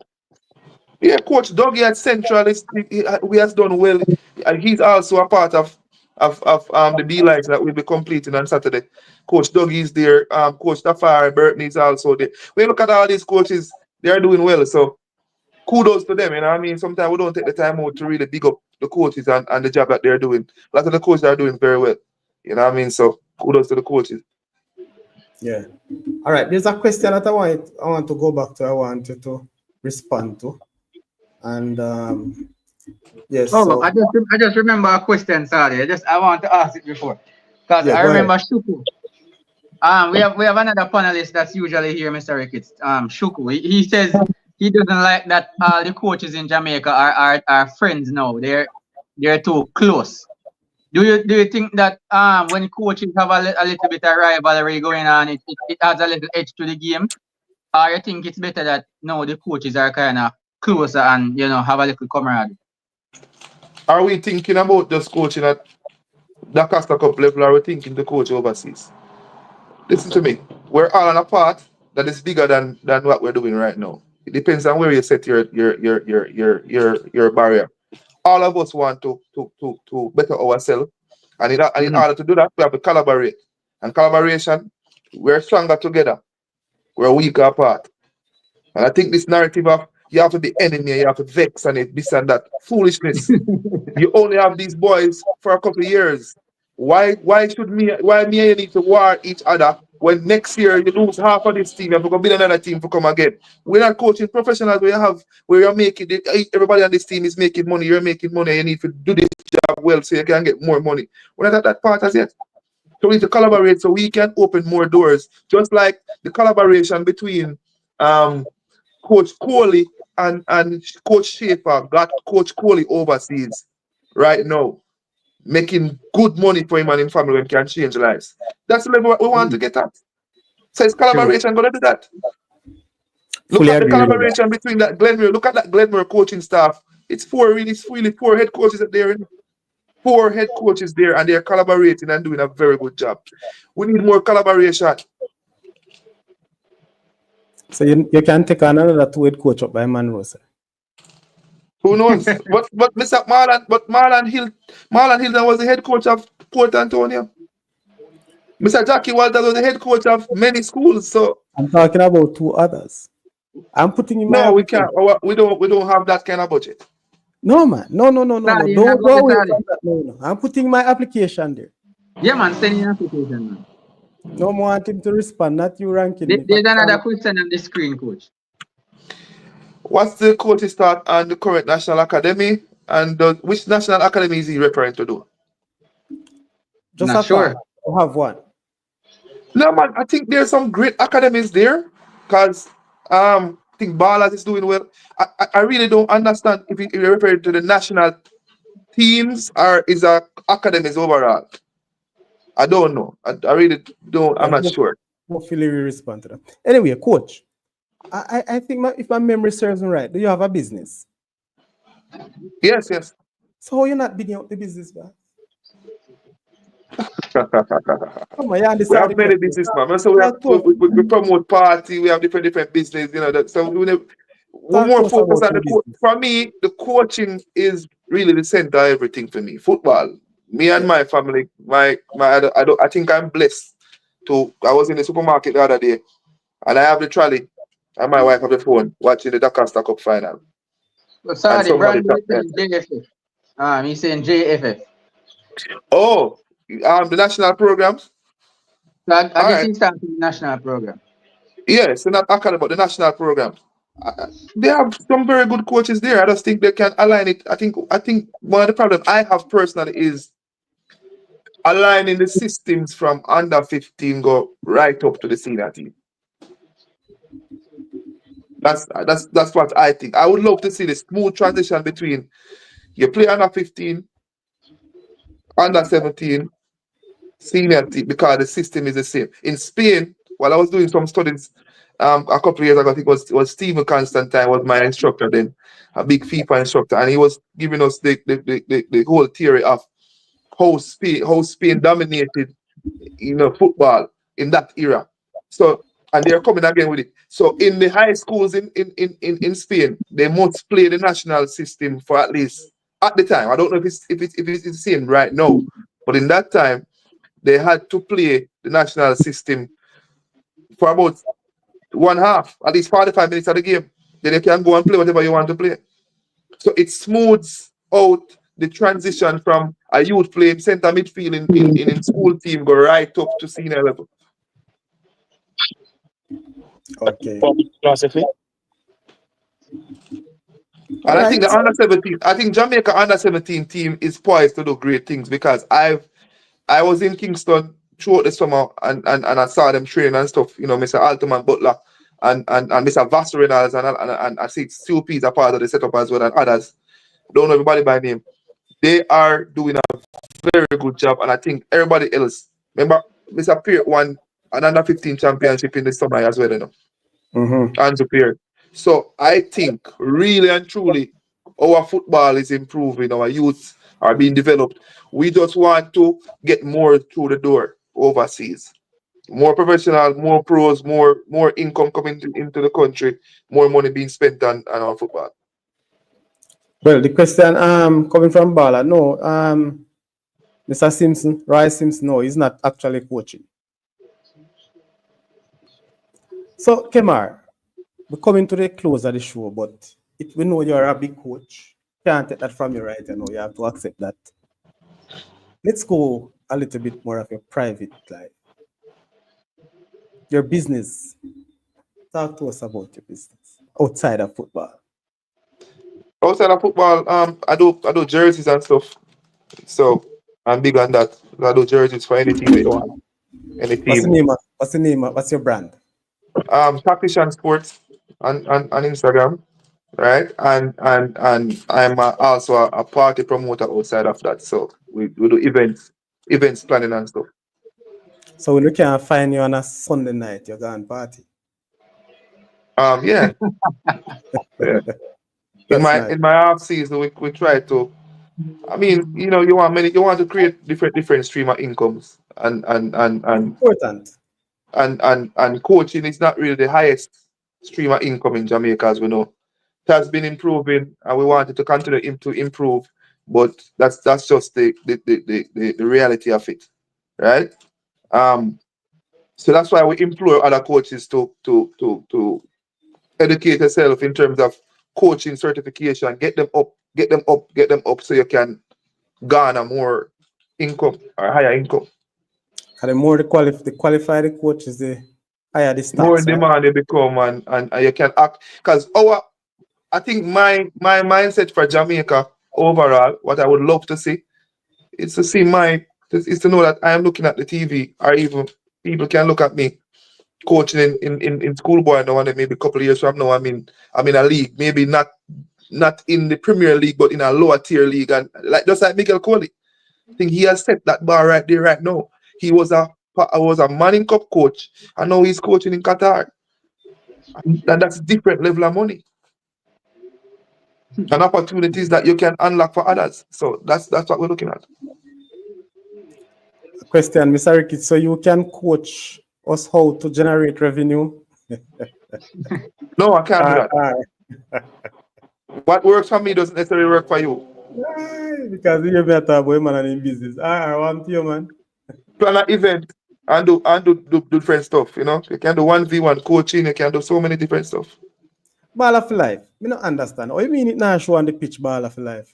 You listen to the name of coaches that are certified at the different levels and look at their performance. the teams are getting better, regardless of how you want to say it. And you know, when I talk about better, I know that there's a discussion and a sort of debate to see if last year's competition were, you know, the stakes were higher or so on and so forth as opposed to this year. One thing I'll say, one of the things this year that I have noticed, and a lot of people are talking about it, they're just talking about how the teams look. This year, I think you have most teams, a lot of teams are younger this year in terms of age group and experience. A lot of people don't look into it that way, ranking. What is the reality? A lot of teams seems to be rebuilding as well. But No, man. Let me put it this way: 6 weeks of preparation for a 3-month competition. That's what it was this year.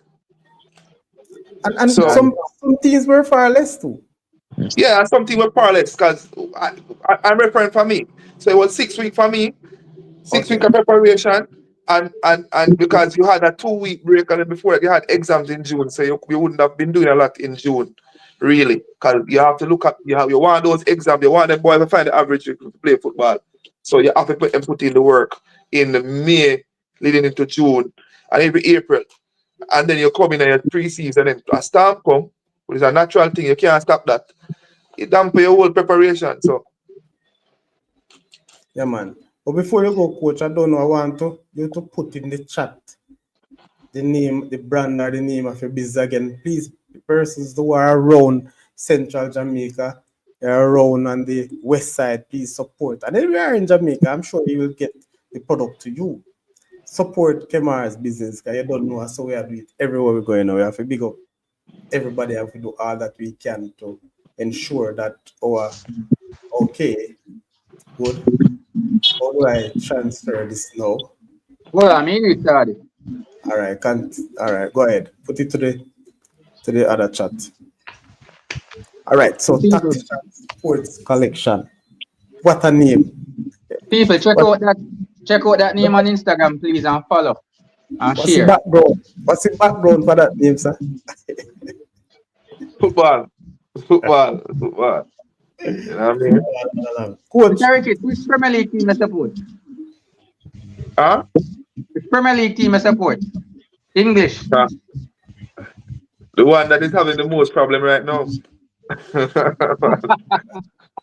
You're not sure which one that, man. Similar color. Come on, no, man. The MC, hold on, put it this way. The MC goes with the Munro College. So it's MC. Which one is that? Oh, a City fan. I'm a boss. I'm really a Barcelona. I love Barcelona to death from way back when. So I would have followed Guardiola from then and that. So it's the pep factor. I was watching Barcelona. You know, I was watching Barcelona even before Pep, from before Pep Rijkaard coming up. So how are young boy like you know about Rijkaard, man? What? And that is a football. It goes very, very deep. You know Frank Rijkaard, you know. No, as a coach, you know, not as a player, you know, Taddy. Ranking. Yeah. I read about Frank Lampard, right? Marine said about Frank Rijkaard. I'm coach Craig on him and then I started. Bridget, I know Lampard, we are saying, Bridget. Mr. Frank Rijkaard. In coach Craig. Started, hey, look at them thing in the started. young boy, no star. Respect ranking. Research about Barcelona anytime. Yeah. So I heard about the JPL team, the EPL team. What about JPL? Cumberland. How you reach Cumberland, boss? Oh, because you know my family in Clarendon, and then one of my brother is he bring me the first game, man, from the start. Watch Cumberland before they reach the Premier League. We just start carrying them. I love the team. I know people are gonna choose Harbour View and all of these teams, but I saw it got us my preference that. But it's my team of me like. If never watch a match right now, if never drive, never watch a Cumberland game called my team that. Do you mind if I give you a little breaking news? Huh? Do you mind if I give you a little breaking news? I'm not gonna give you details, just the headline. But Humble Lion is up for restructuring. Okay, nothing wrong You with know that. about that? I mean, I heard about players that they want some players coming in January. So Well, the entire club is under restructure. So big things for Humble Lion coming in January. You hear more about it though. But look out. maybe they can send me an offer. You know, Are you interested? we're always interested. Talk to me, man. We talk after We here. talk. Ranking We laugh in talk the after you started. Man, the boss ready, man. Anyway, people, it has been 2 long hours. Very exciting, very informative show. Very well done, I must say. All the time we have this man, Kemar Ricketts, on set. He would have given us some fees. I want one controversial comment to leave with this one, though, sir. I said to you that there's something about a Munro and a From game we want to talk about. And this troublemaker man came in and typed it. So just before you go, though, what was the food for thought? And what was the plan going into that Munro game? I was top of the league, and I decided to rest my players and play a game. So those there's nothing new. those French players that you played couldn't have French? gone to win that No, game. none of my players are French players. We fielded a team, and the game was drawn. So that means you could have won the game. You have enough firepower to go for the game. Oh, but I was already top of the league. No, it's not the league. I'm talking about the There's a conspiracy theorist, you know, about that game in Mr. Ricketts. And if you had won that game, you probably would have gotten a more favorable position. There's a lot of conspiracy theories in football this year. St. Catherine and JC. So you would think that they would have planned that. Or Magra and Froome and then Stetson Glenmuir. Come on. It's football. I have a different take on it. I had some injuries and I had some players that I wanted to get some rest. We got the opportunity to do it. Why not? Not a problem. So I just want to know your perspective, and so I can put the conspiracy story to bed. So I guess everybody like goals. Everybody like goals. Everybody like the skills and the this and the that. But our objective is really different from what other people may be thinking. So,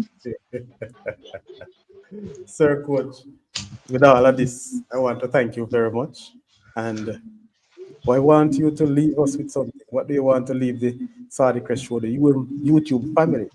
What is it that we can expect going forward from Munro and also from Kemar Ricketts? All right, so for Munro, first off, thanks for having me on the show. Really great. I could say reasoning, some great questions. Good. Right, and your viewers are on point. They're sending the messages through. So I appreciate everything. These kind of platform kind of make me better because it helps me to improve myself in interviews and stuff and get comfortable being in front of the camera. I don't do this a lot, so that is an asset for me. What you can expect from Munro is continued development and try to look opportunities for our boys. Right. For myself, I will continue to develop. I think development. I have to develop myself in order to develop the boys better. So I try to educate myself, try to read, a lot, and try to catch on to the new trends and see. Now keep that one there. That's why I got better behave yourself. Go watch West Indies cricket, 58 for 6 from 13 over. Hey, it has been a wonderful show. Wonderful talk. Trust me, thank you very much for not just coming, but for accepting this invite. And as usual, you have brought a lot of commendation. You have brought value to the show, and we'll continue. Listen, I'm sure this season is long, and we may very well reach out to you on one of those watch-along games that Sir Rankin is planning to come forth on this set. My respect to you, sir, and respect to the family, respect to your wonderful company, and I'm looking forward. Hopefully 2025 will be a successful year for you in your business. And all the best. Definitely. Yeah, good man. Ladies and gentlemen, this is where we leave you. This is where we say goodbye. as it relates to Kemar. But if you want to stay Kemar, we just have another 5 minutes, and we want to look at because Kemar, we're gonna look at all the Costa Cup, all Manning team for the Saudichress Show. So we'll have that ranking. Take us through to see when we're going down that road. Let the viewers know and can tell them to start their planning, to start their actual research. Yeah, put me up on the spot. All right, so we wanted to do it as a part of a Christmas special.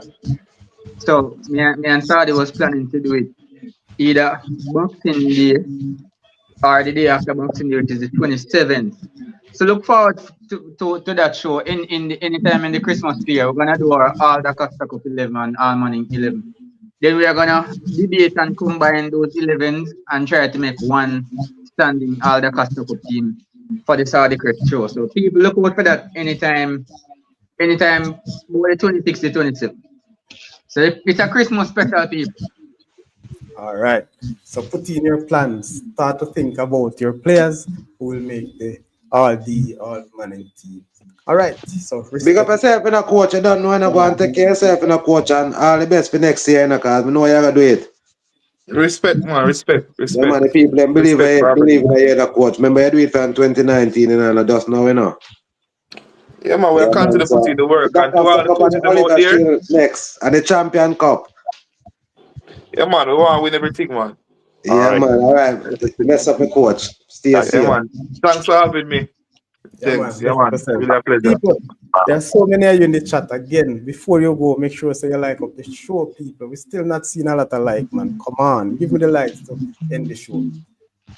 As it is, people, you don't know the Saudichress Show. Ranking when we will be back again. Tonight is Tuesday night. We have more interviews coming up, man. Thursday night, right? Yes, Thursday night. Thursday night, people. We have another interview Thursday night. Respective interview to be interviewed. You can share the information, ranking information. Sorry, as I'd ask you. If not, but all right. So, Sorry, one Munro. One Cornwall.